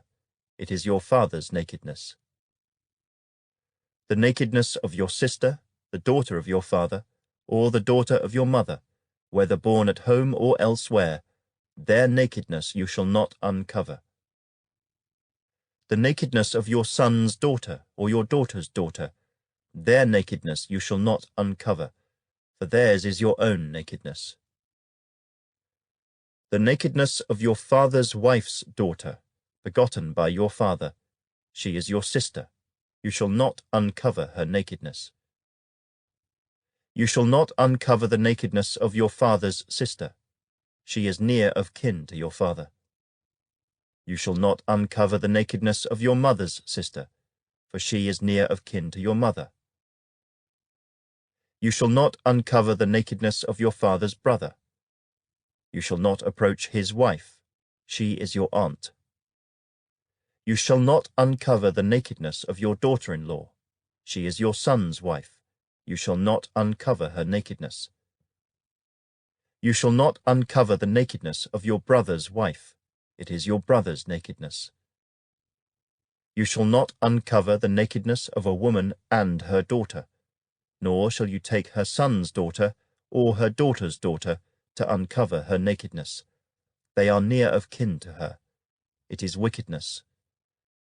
Nor shall you take a woman as a rival to her sister to uncover her nakedness while the other is alive. Also, you shall not approach a woman to uncover her nakedness as long as she is in her customary impurity. Moreover, you shall not lie carnally with your neighbor's wife to defile yourself with her. And you shall not let any of your descendants pass through the fire to Molech, nor shall you profane the name of your God. I am the Lord. You shall not lie with a male as with a woman. It is an abomination. Nor shall you mate with any animal to defile yourself with it. Nor shall any woman stand before an animal to mate with it. It is perversion. Do not defile yourselves with any of these things. For by all these the nations are defiled which I am casting out before you. For the land is defiled. Therefore I visit the punishment of its iniquity upon it, and the land vomits out its inhabitants. You shall therefore keep my statutes and my judgments, and shall not commit any of these abominations, either any of your own nation or any stranger who dwells among you. For all these abominations the men of the land have done who were before you, and thus the land is defiled. Lest the land vomit you out also when you defile it, as it vomited out the nations that were before you. For whoever commits any of these abominations, the persons who commit them shall be cut off from among their people. Therefore you shall keep my ordinance, so that you do not commit any of these abominable customs which were committed before you, and that you do not defile yourselves by them. I am the Lord your God. Chapter 19. And the Lord spoke to Moses, saying, Speak to all the congregation of the children of Israel, and say to them, You shall be holy, for I, the Lord your God, am holy. Every one of you shall revere his mother and his father, and keep my Sabbaths. I am the Lord your God. Do not turn to idols, nor make for yourselves molded gods.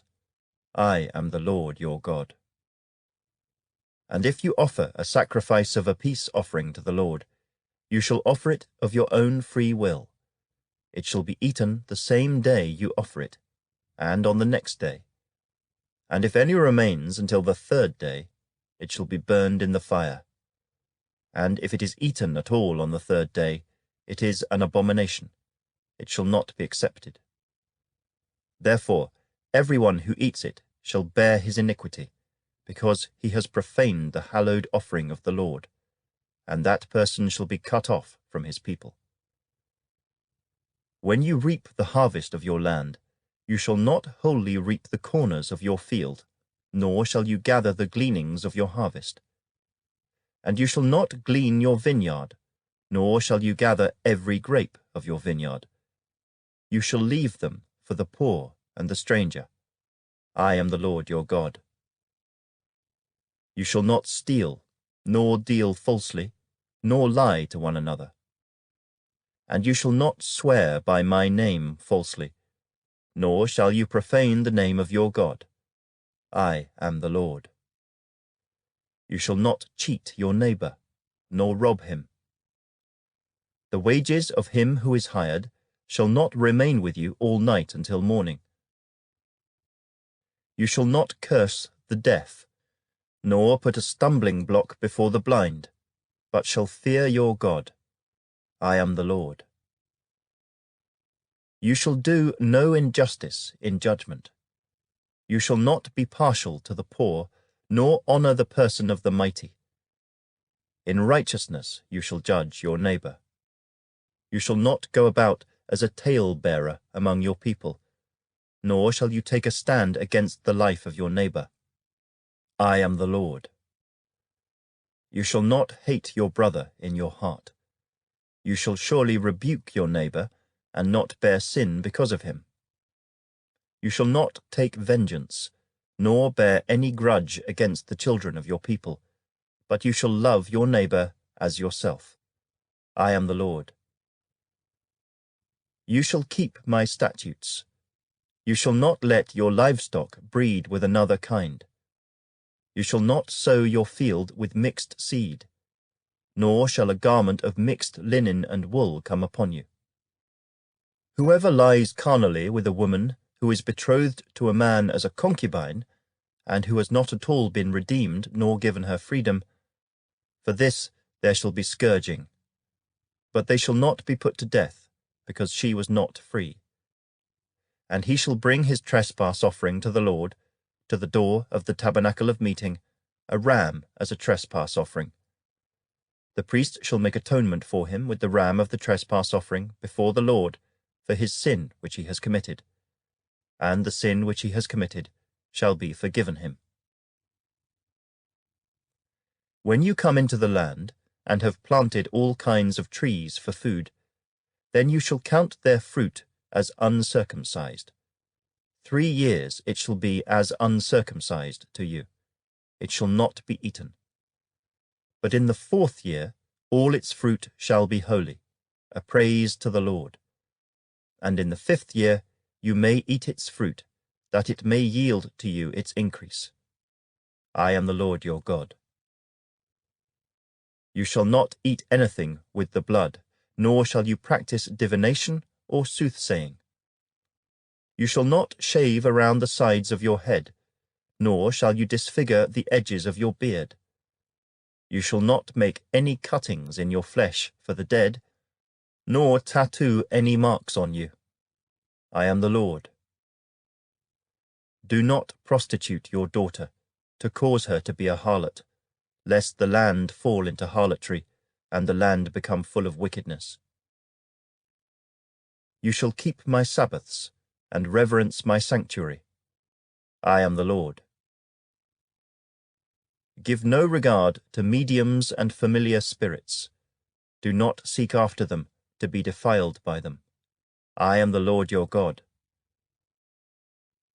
You shall rise before the grey-headed, and honor the presence of an old man, and fear your God. I am the Lord. And if a stranger dwells with you in your land, you shall not mistreat him. The stranger who dwells among you shall be to you as one born among you, and you shall love him as yourself. For you were strangers in the land of Egypt. I am the Lord your God. You shall do no injustice in judgment, in measurement of length, weight, or volume. You shall have honest scales, honest weights, an honest ephah, and an honest hin. I am the Lord your God, who brought you out of the land of Egypt.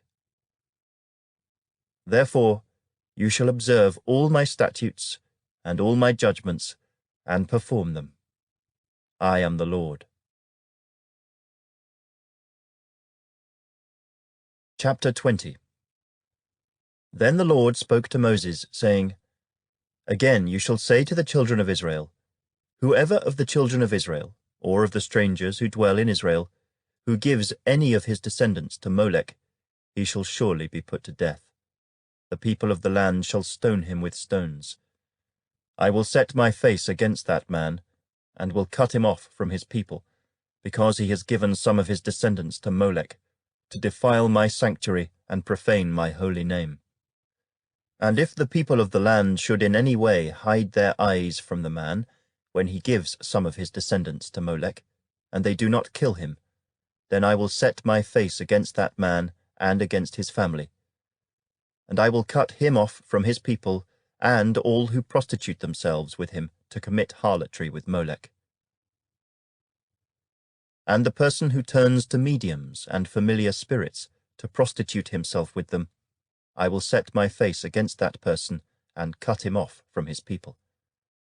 Consecrate yourselves, therefore, and be holy, for I am the Lord your God, and you shall keep my statutes and perform them. I am the Lord who sanctifies you. For everyone who curses his father or his mother shall surely be put to death. He has cursed his father or his mother. his blood shall be upon him. The man who commits adultery with another man's wife, he who commits adultery with his neighbor's wife, the adulterer and the adulteress, shall surely be put to death. The man who lies with his father's wife has uncovered his father's nakedness. Both of them shall surely be put to death. Their blood shall be upon them. If a man lies with his daughter-in-law, both of them shall surely be put to death. They have committed perversion. Their blood shall be upon them. If a man lies with a male as he lies with a woman, both of them have committed an abomination. They shall surely be put to death. Their blood shall be upon them. If a man marries a woman and her mother, it is wickedness. They shall be burned with fire, both he and they, that there may be no wickedness among you. If a man mates with an animal, he shall surely be put to death, and you shall kill the animal. If a woman approaches any animal and mates with it, you shall kill the woman and the animal. They shall surely be put to death. Their blood is upon them. If a man takes his sister, his father's daughter, or his mother's daughter, and sees her nakedness, and she sees his nakedness, it is a wicked thing, and they shall be cut off in the sight of their people. He has uncovered his sister's nakedness. He shall bear his guilt. If a man lies with a woman during her sickness, and uncovers her nakedness, he has exposed her flow, and she has uncovered the flow of her blood. Both of them shall be cut off from their people. You shall not uncover the nakedness of your mother's sister, nor of your father's sister, for that would uncover his near of kin. They shall bear their guilt. If a man lies with his uncle's wife, he has uncovered his uncle's nakedness. They shall bear their sin. They shall die childless. If a man takes his brother's wife, it is an unclean thing. He has uncovered his brother's nakedness. They shall be childless. You shall therefore keep all my statutes and all my judgments, and perform them, that the land where I am bringing you to dwell may not vomit you out.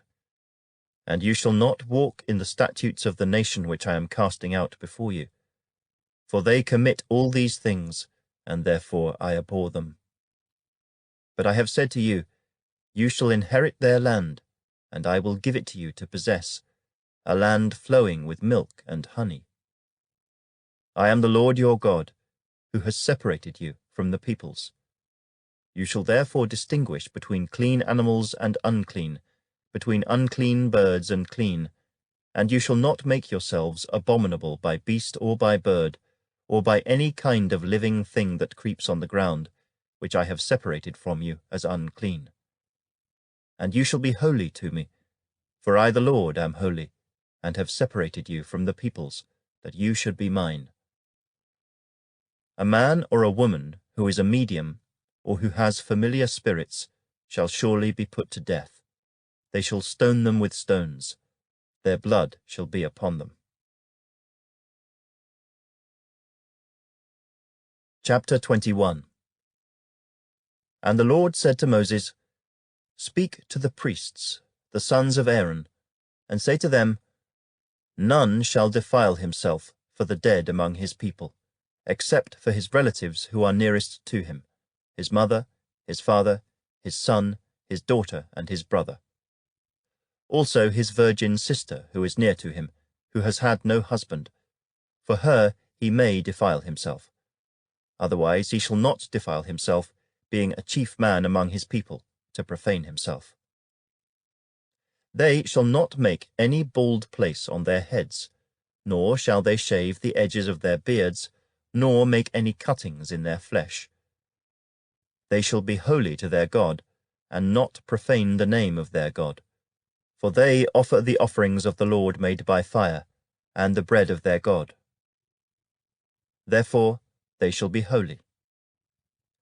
They shall not take a wife who is a harlot or a defiled woman, nor shall they take a woman divorced from her husband, for the priest is holy to his God. Therefore you shall consecrate him, for he offers the bread of your God. He shall be holy to you, for I, the Lord, who sanctify you, am holy. The daughter of any priest, if she profanes herself by playing the harlot, she profanes her father. She shall be burned with fire. He who is the high priest among his brethren, on whose head the anointing oil was poured, and who is consecrated to wear the garments, shall not uncover his head, nor tear his clothes. Nor shall he go near any dead body, nor defile himself for his father or his mother. Nor shall he go out of the sanctuary, nor profane the sanctuary of his God. For the consecration of the anointing oil of his God is upon him. I am the Lord. And he shall take a wife in her virginity. A widow, or a divorced woman, or a defiled woman, or a harlot, these he shall not marry, but he shall take a virgin of his own people as wife. Nor shall he profane his posterity among his people, for I, the Lord, sanctify him. And the Lord spoke to Moses, saying, Speak to Aaron, saying, No man of your descendants in succeeding generations who has any defect may approach to offer the bread of his God. For any man who has a defect shall not approach, a man blind or lame, who has a marred face, or any limb too long, a man who has a broken foot or broken hand, or is a hunchback, or a dwarf, or a man who has a defect in his eye, or eczema, or scab, or is a eunuch. No man of the descendants of Aaron the priest who has a defect shall come near to offer the offerings made by fire to the Lord. He has a defect, he shall not come near to offer the bread of his God. He may eat the bread of his God, both the most holy and the holy, only he shall not go near the veil or approach the altar, because he has a defect, lest he profane my sanctuaries, for I, the Lord, sanctify them. And Moses told it to Aaron and his sons, and to all the children of Israel. Chapter 22. Then the Lord spoke to Moses, saying, Speak to Aaron and his sons, that they separate themselves from the holy things of the children of Israel, and that they do not profane my holy name by what they dedicate to me. I am the Lord. Say to them, Whoever of all your descendants throughout your generations, who goes near the holy things which the children of Israel dedicate to the Lord, while he has uncleanness upon him, that person shall be cut off from my presence. I am the Lord. Whatever man of the descendants of Aaron, who is a leper or has a discharge, shall not eat the holy offerings until he is clean.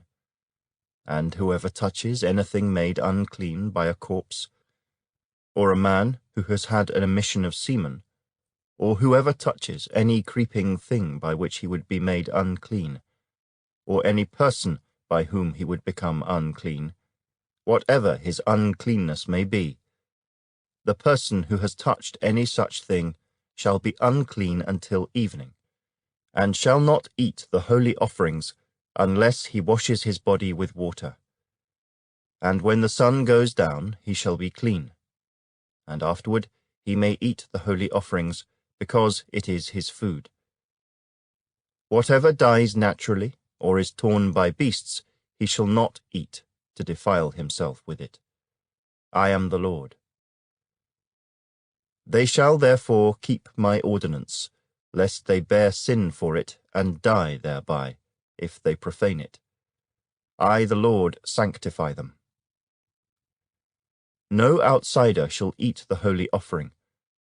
One who dwells with the priest, or a hired servant, shall not eat the holy thing. But if the priest buys a person with his money, he may eat it, and one who is born in his house may eat his food. If the priest's daughter is married to an outsider, she may not eat of the holy offerings. But if the priest's daughter is a widow or divorced, and has no child, and has returned to her father's house as in her youth, she may eat her father's food. But no outsider shall eat it. And if a man eats the holy offering unintentionally, then he shall restore a holy offering to the priest, and add 1/5 to it.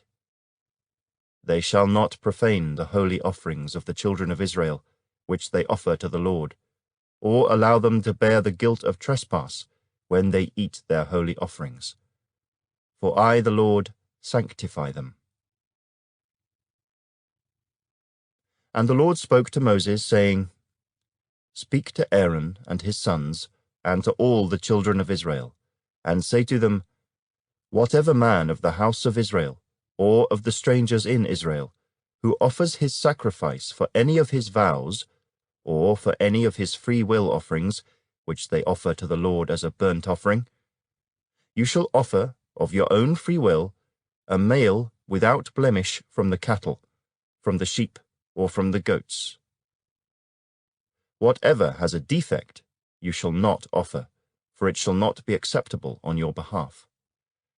And whoever offers a sacrifice of a peace offering to the Lord, to fulfill his vow, or a free will offering from the cattle or the sheep, it must be perfect to be accepted.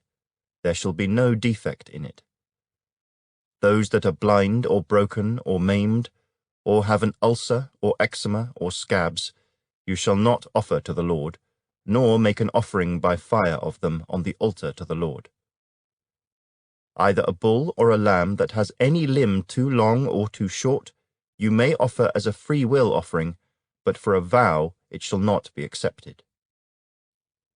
You shall not offer to the Lord what is bruised or crushed, or torn or cut, nor shall you make any offering of them in your land. Nor from a foreigner's hand shall you offer any of these as the bread of your God, because their corruption is in them, and defects are in them. They shall not be accepted on your behalf.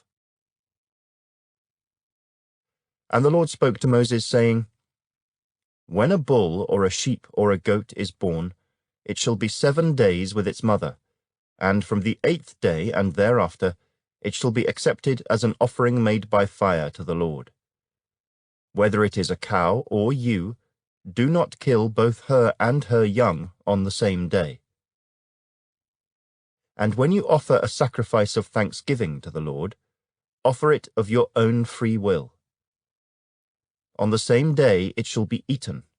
You shall leave none of it until morning. I am the Lord. Therefore you shall keep my commandments and perform them.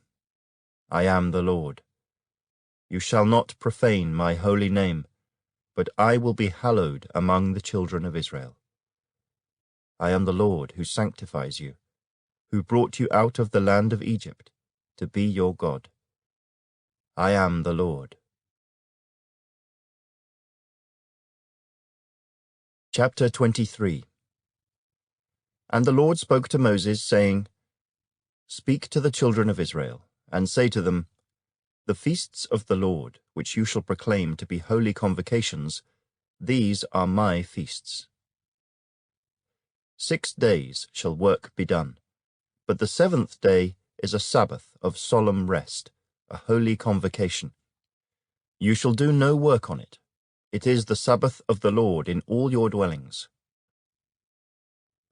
These are the feasts of the Lord, holy convocations which you shall proclaim at their appointed times.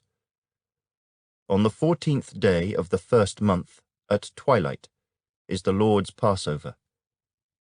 And on the 15th day of the same month is the feast of unleavened bread to the Lord. 7 days you must eat unleavened bread.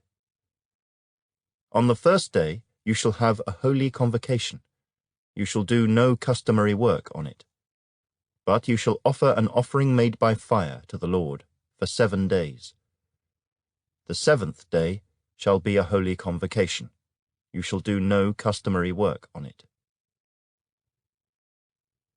And the Lord spoke to Moses, saying, Speak to the children of Israel, and say to them, When you come into the land which I give to you, and reap its harvest, then you shall bring a sheaf of the first fruits of your harvest to the priest.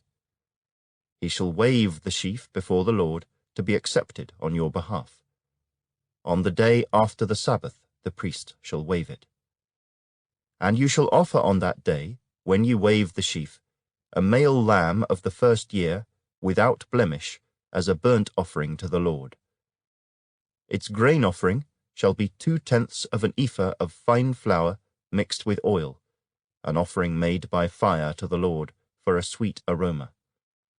And its drink offering shall be of wine, 1/4 of a hin. You shall eat neither bread nor parched grain nor fresh grain until the same day that you have brought an offering to your God. It shall be a statute forever throughout your generations in all your dwellings. And you shall count for yourselves from the day after the Sabbath, from the day that you brought the sheaf of the wave offering, 7 Sabbaths shall be completed. Count 50 days to the day after the 7th Sabbath. Then you shall offer a new grain offering to the Lord. You shall bring from your dwellings 2 wave loaves of 2/10 of an ephah. They shall be of fine flour. They shall be baked with leaven. They are the first fruits to the Lord. And you shall offer with the bread 7 lambs of the first year, without blemish, 1 young bull, and 2 rams. They shall be as a burnt offering to the Lord, with their grain offering and their drink offerings, an offering made by fire for a sweet aroma to the Lord. Then you shall sacrifice 1 kid of the goats as a sin offering, and 2 male lambs of the first year as a sacrifice of a peace offering. The priest shall wave them with the bread of the first fruits as a wave offering before the Lord, with the 2 lambs. They shall be holy to the Lord for the priest. And you shall proclaim on the same day that it is a holy convocation to you. You shall do no customary work on it. It shall be a statute forever in all your dwellings throughout your generations. When you reap the harvest of your land, you shall not wholly reap the corners of your field when you reap, nor shall you gather any gleaning from your harvest. You shall leave them for the poor and for the stranger. I am the Lord your God. Then the Lord spoke to Moses, saying, Speak to the children of Israel, saying, In the 7th month, on the first day of the month, you shall have a Sabbath rest, a memorial of blowing of trumpets, a holy convocation. You shall do no customary work on it, and you shall offer an offering made by fire to the Lord. And the Lord spoke to Moses, saying, Also the 10th day of this 7th month shall be the Day of Atonement. It shall be a holy convocation for you. You shall afflict your souls, and offer an offering made by fire to the Lord. And you shall do no work on that same day, for it is the Day of Atonement, to make atonement for you before the Lord your God. For any person who is not afflicted in soul on that same day shall be cut off from his people. And any person who does any work on that same day, that person I will destroy from among his people. You shall do no manner of work. It shall be a statute forever, throughout your generations in all your dwellings. It shall be to you a Sabbath of solemn rest, and you shall afflict your souls. On the 9th day of the month, at evening, from evening to evening, you shall celebrate your Sabbath. Then the Lord spoke to Moses, saying, Speak to the children of Israel, saying, The 15th day of this 7th month shall be the Feast of Tabernacles, for 7 days to the Lord. On the first day there shall be a holy convocation. You shall do no customary work on it. For 7 days you shall offer an offering made by fire to the Lord. On the 8th day you shall have a holy convocation, and you shall offer an offering made by fire to the Lord. It is a sacred assembly, and you shall do no customary work on it. These are the feasts of the Lord which you shall proclaim to be holy convocations, to offer an offering made by fire to the Lord, a burnt offering, and a grain offering, a sacrifice and drink offerings, everything on its day. Besides the Sabbaths of the Lord, besides your gifts, besides all your vows, and besides all your free will offerings, which you give to the Lord. Also, on the 15th day of the 7th month, when you have gathered in the fruit of the land, you shall keep the feast of the Lord for 7 days. On the first day there shall be a Sabbath rest, and on the 8th day a Sabbath rest. And you shall take for yourselves on the first day the fruit of beautiful trees, branches of palm trees, the boughs of leafy trees, and willows of the brook. And you shall rejoice before the Lord your God for 7 days. You shall keep it as a feast to the Lord for 7 days in the year. It shall be a statute forever in your generations. You shall celebrate it in the 7th month. You shall dwell in booths for 7 days. All who are native Israelites shall dwell in booths, that your generations may know that I made the children of Israel dwell in booths when I brought them out of the land of Egypt. I am the Lord your God. So Moses declared to the children of Israel the feasts of the Lord. Chapter 24.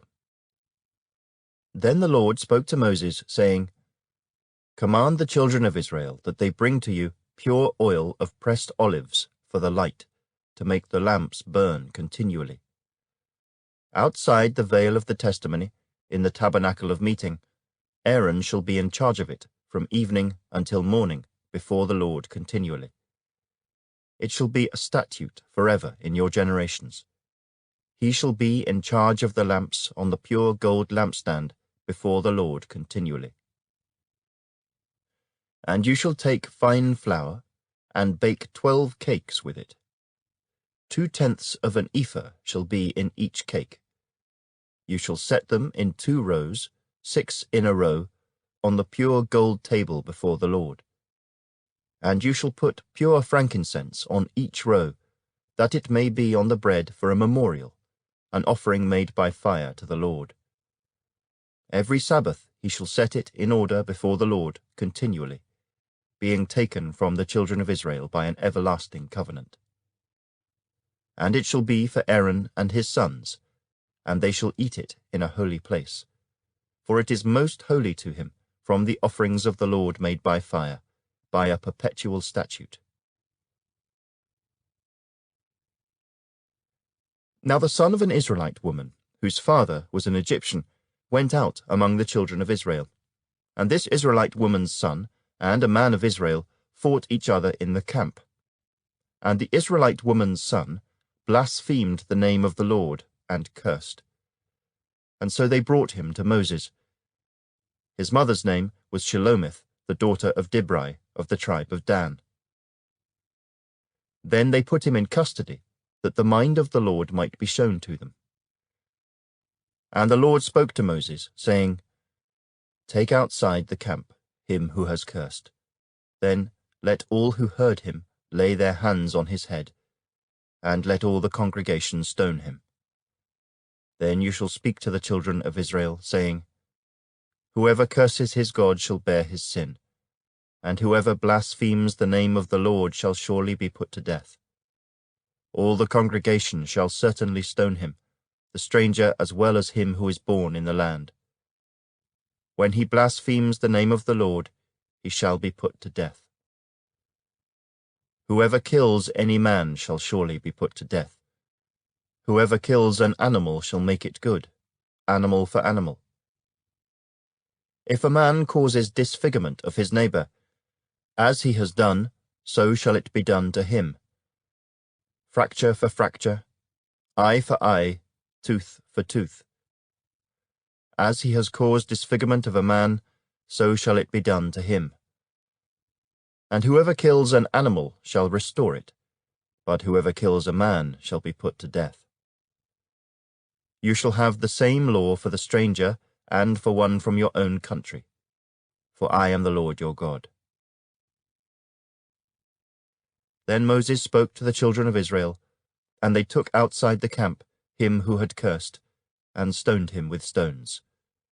So the children of Israel did as the Lord commanded Moses. Chapter 25. And the Lord spoke to Moses on Mount Sinai, saying, Speak to the children of Israel, and say to them, When you come into the land which I give you, then the land shall keep a Sabbath to the Lord. 6 years you shall sow your field, and 6 years you shall prune your vineyard, and gather its fruit. But in the 7th year there shall be a Sabbath of solemn rest for the land, a Sabbath to the Lord. You shall neither sow your field, nor prune your vineyard. What grows of its own accord of your harvest you shall not reap, nor gather the grapes of your untended vine, for it is a year of rest for the land. And the Sabbath produce of the land shall be food for you. For you, your male and female servants, your hired man, and the stranger who dwells with you, for your livestock and the beasts that are in your land, all its produce shall be for food. And you shall count 7 Sabbaths of years for yourself, 7 times 7 years. And the time of the 7 Sabbaths of years shall be to you 49 years. Then you shall cause the trumpet of the Jubilee to sound on the 10th day of the 7th month. On the Day of Atonement you shall make the trumpet to sound throughout all your land. And you shall consecrate the 50th year, and proclaim liberty throughout all the land to all its inhabitants. It shall be a jubilee for you. And each of you shall return to his possession, and each of you shall return to his family. That 50th year shall be a jubilee to you. In it you shall neither sow nor reap what grows of its own accord, nor gather the grapes of your untended vine. For it is the jubilee, it shall be holy to you. You shall eat its produce from the field. In this year of Jubilee, each of you shall return to his possession.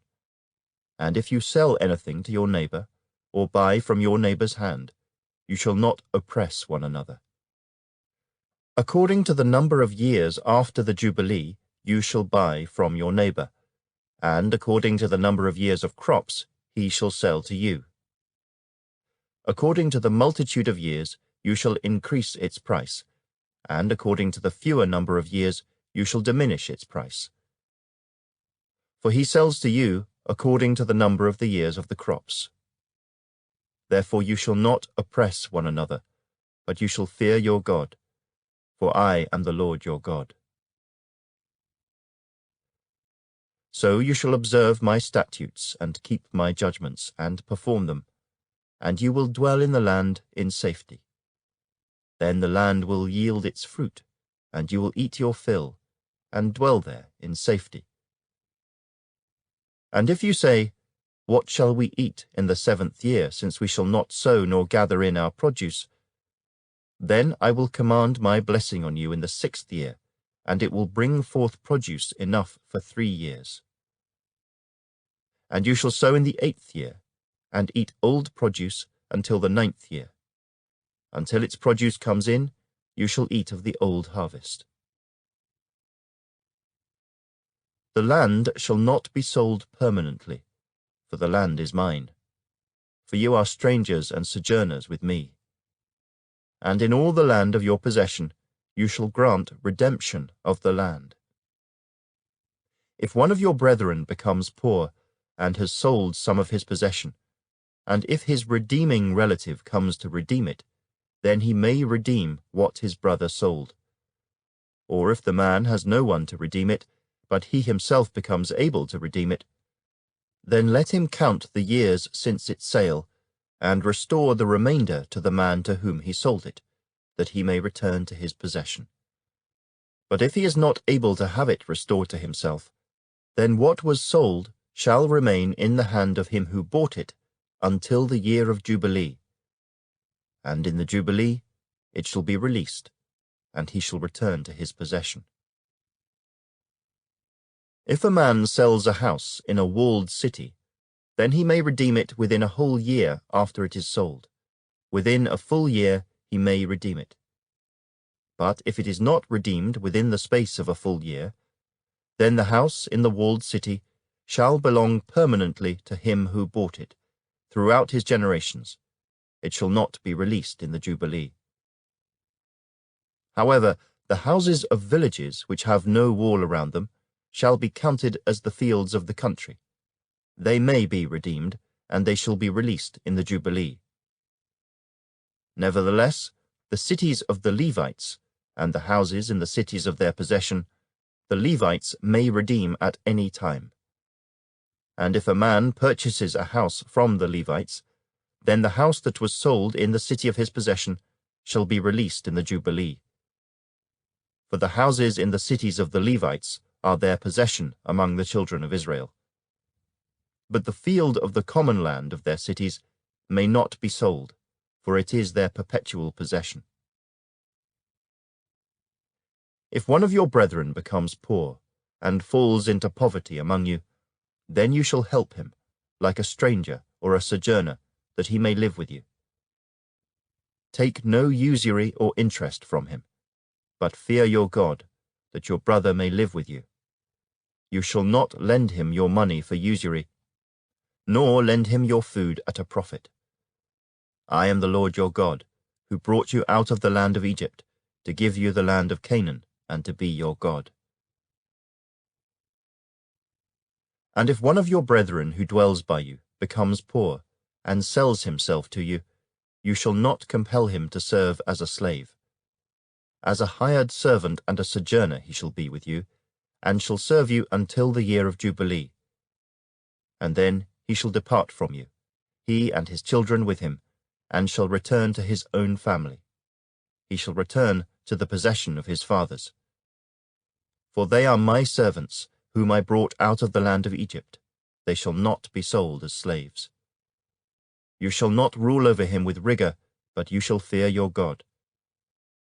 And as for your male and female slaves whom you may have, from the nations that are around you, from them you may buy male and female slaves. Moreover, you may buy the children of the strangers who dwell among you, and their families who are with you, which they beget in your land, and they shall become your property. And you may take them as an inheritance for your children after you, to inherit them as a possession. They shall be your permanent slaves. But regarding your brethren, the children of Israel, you shall not rule over one another with rigor.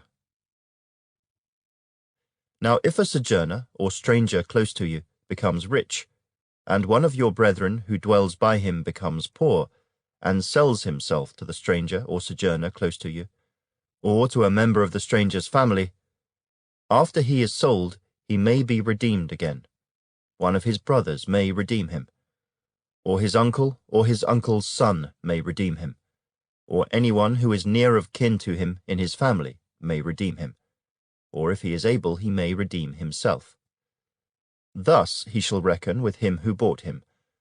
The price of his release shall be according to the number of years, from the year that he was sold to him until the year of Jubilee. It shall be according to the time of a hired servant for him. If there are still many years remaining, according to them he shall repay the price of his redemption from the money with which he was bought. And if there remain but a few years until the year of Jubilee, then he shall reckon with him, and according to his years he shall repay him the price of his redemption.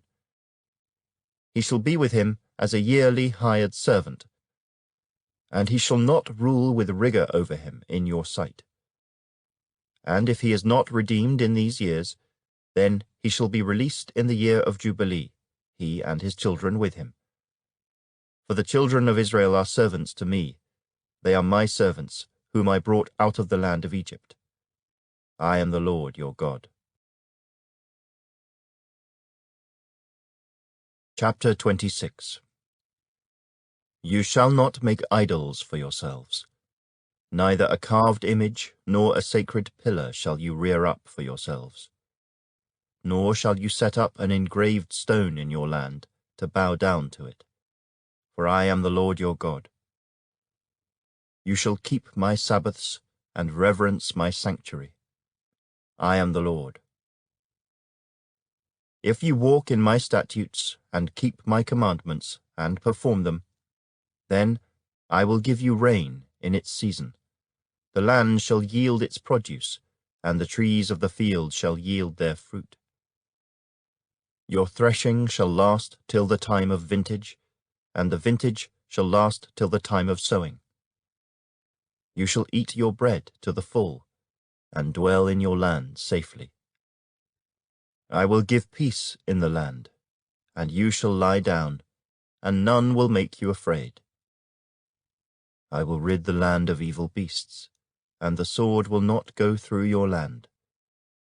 You will chase your enemies, and they shall fall by the sword before you.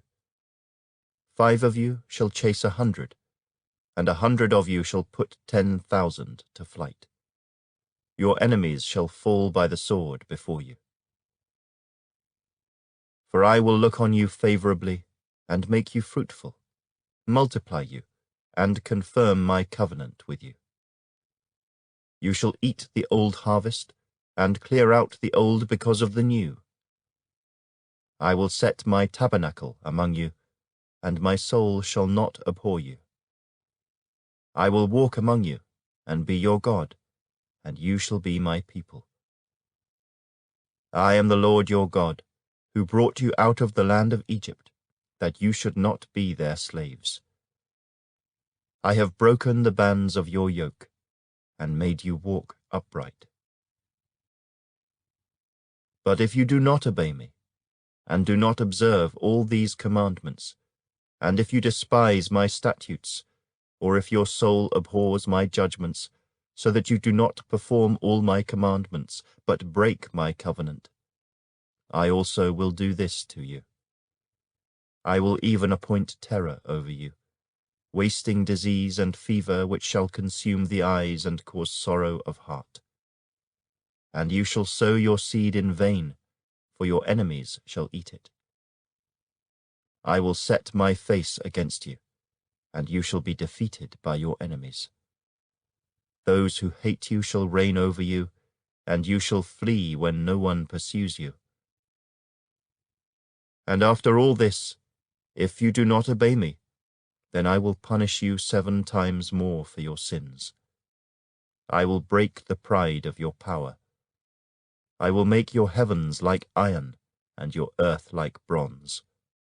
And your strength shall be spent in vain, for your land shall not yield its produce, nor shall the trees of the land yield their fruit. Then, if you walk contrary to me, and are not willing to obey me, I will bring on you 7 times more plagues according to your sins. I will also send wild beasts among you, which shall rob you of your children, destroy your livestock, and make you few in number. And your highways shall be desolate. And if by these things you are not reformed by me, but walk contrary to me, then I also will walk contrary to you, and I will punish you yet 7 times for your sins. And I will bring a sword against you, that will execute the vengeance of the covenant.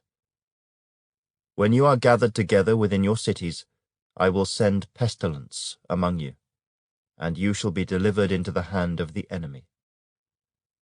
When I have cut off your supply of bread, 10 women shall bake your bread in 1 oven, and they shall bring back your bread by weight, and you shall eat and not be satisfied. And after all this, if you do not obey me, but walk contrary to me, then I also will walk contrary to you in fury. And I, even I, will chastise you 7 times for your sins. You shall eat the flesh of your sons, and you shall eat the flesh of your daughters. I will destroy your high places, cut down your incense altars, and cast your carcasses on the lifeless forms of your idols, and my soul shall abhor you. I will lay your cities waste, and bring your sanctuaries to desolation, and I will not smell the fragrance of your sweet aromas. I will bring the land to desolation, and your enemies who dwell in it shall be astonished at it. I will scatter you among the nations, and draw out a sword after you. Your land shall be desolate, and your cities waste. Then the land shall enjoy its Sabbaths as long as it lies desolate, and you are in your enemy's land. Then the land shall rest, and enjoy its Sabbaths. As long as it lies desolate it shall rest, for the time it did not rest on your Sabbaths when you dwelt in it. And as for those of you who are left, I will send faintness into their hearts in the lands of their enemies. The sound of a shaken leaf shall cause them to flee. They shall flee as though fleeing from a sword, and they shall fall when no one pursues. They shall stumble over one another, as it were before a sword, when no one pursues. And you shall have no power to stand before your enemies. You shall perish among the nations, and the land of your enemies shall eat you up. And those of you who are left shall waste away in their iniquity in your enemies' lands. Also in their fathers' iniquities, which are with them, they shall waste away. But if they confess their iniquity, and the iniquity of their fathers, with their unfaithfulness in which they were unfaithful to me, and that they also have walked contrary to me, and that I also have walked contrary to them, and have brought them into the land of their enemies, if their uncircumcised hearts are humbled, and they accept their guilt, then I will remember my covenant with Jacob, and my covenant with Isaac, and my covenant with Abraham I will remember. I will remember the land. The land also shall be left empty by them, and will enjoy its Sabbaths, while it lies desolate without them. They will accept their guilt, because they despised my judgments, and because their soul abhorred my statutes. Yet for all that, when they are in the land of their enemies, I will not cast them away, nor shall I abhor them, to utterly destroy them and break my covenant with them. For I am the Lord, their God. But for their sake I will remember the covenant of their ancestors, whom I brought out of the land of Egypt in the sight of the nations, that I might be their God. I am the Lord. These are the statutes and judgments and laws which the Lord made between himself and the children of Israel on Mount Sinai by the hand of Moses. Chapter 27. Now the Lord spoke to Moses, saying, Speak to the children of Israel, and say to them, When a man consecrates by a vow certain persons to the Lord, according to your valuation, if your valuation is of a male from 20 years old up to 60 years old, then your valuation shall be 50 shekels of silver, according to the shekel of the sanctuary. If it is a female, then your valuation shall be 30 shekels. And if from 5 years old up to 20 years old, then your valuation for a male shall be 20 shekels, and for a female 10 shekels. And if from a month old up to 5 years old, then your valuation for a male shall be 5 shekels of silver, and for a female your valuation shall be 3 shekels of silver. And if from 60 years old and above, if it is a male, then your valuation shall be 15 shekels, and for a female 10 shekels. But if he is too poor to pay your valuation, then he shall present himself before the priest, and the priest shall set a value for him. According to the ability of him who vowed, the priest shall value him. If it is an animal that men may bring as an offering to the Lord, all that anyone gives to the Lord shall be holy. He shall not substitute it or exchange it, good for bad or bad for good. And if he at all exchanges animal for animal, then both it and the one exchanged for it shall be holy. If it is an unclean animal which they do not offer as a sacrifice to the Lord, then he shall present the animal before the priest. And the priest shall set a value for it, whether it is good or bad. As you, the priest, value it, so it shall be. But if he wants at all to redeem it, then he must add 1/5 to your valuation. And when a man dedicates his house to be holy to the Lord, then the priest shall set a value for it, whether it is good or bad. As the priest values it, so it shall stand. If he who dedicated it wants to redeem his house, then he must add 1/5 of the money of your valuation to it, and it shall be his. If a man dedicates to the Lord part of a field of his possession, then your valuation shall be according to the seed for it. A homer of barley seed shall be valued at 50 shekels of silver. If he dedicates his field from the year of Jubilee, according to your valuation it shall stand. But if he dedicates his field after the Jubilee, then the priest shall reckon to him the money due according to the years that remain till the year of Jubilee, and it shall be deducted from your valuation. And if he who dedicates the field ever wishes to redeem it, then he must add 1/5 of the money of your valuation to it, and it shall belong to him. But if he does not want to redeem the field, or if he has sold the field to another man, it shall not be redeemed any more. But the field, when it is released in the Jubilee, shall be holy to the Lord, as a devoted field. It shall be the possession of the priest. And if a man dedicates to the Lord a field which he has bought, which is not the field of his possession, then the priest shall reckon to him the worth of your valuation up to the year of Jubilee, and he shall give your valuation on that day as a holy offering to the Lord. In the year of Jubilee, the field shall return to him from whom it was bought, to the one who owned the land as a possession. And all your valuations shall be according to the shekel of the sanctuary, 20 gerahs to the shekel. But the firstborn of the animals, which should be the Lord's firstborn, no man shall dedicate. Whether it is an ox or sheep, it is the Lord's. And if it is an unclean animal, then he shall redeem it according to your valuation, and shall add 1/5 to it. Or if it is not redeemed, then it shall be sold according to your valuation. Nevertheless, no devoted offering that a man may devote to the Lord of all that he has, both man and beast, or the field of his possession, shall be sold or redeemed. Every devoted offering is most holy to the Lord. No person under the ban, who may become doomed to destruction among men, shall be redeemed, but shall surely be put to death. And all the tithe of the land, whether of the seed of the land or of the fruit of the tree, is the Lord's. It is holy to the Lord. If a man wants at all to redeem any of his tithes, he shall add 1/5 to it. And concerning the tithe of the herd or the flock, of whatever passes under the rod, the 10th one shall be holy to the Lord. He shall not inquire whether it is good or bad, nor shall he exchange it. And if he exchanges it at all, then both it and the one exchanged for it shall be holy. It shall not be redeemed.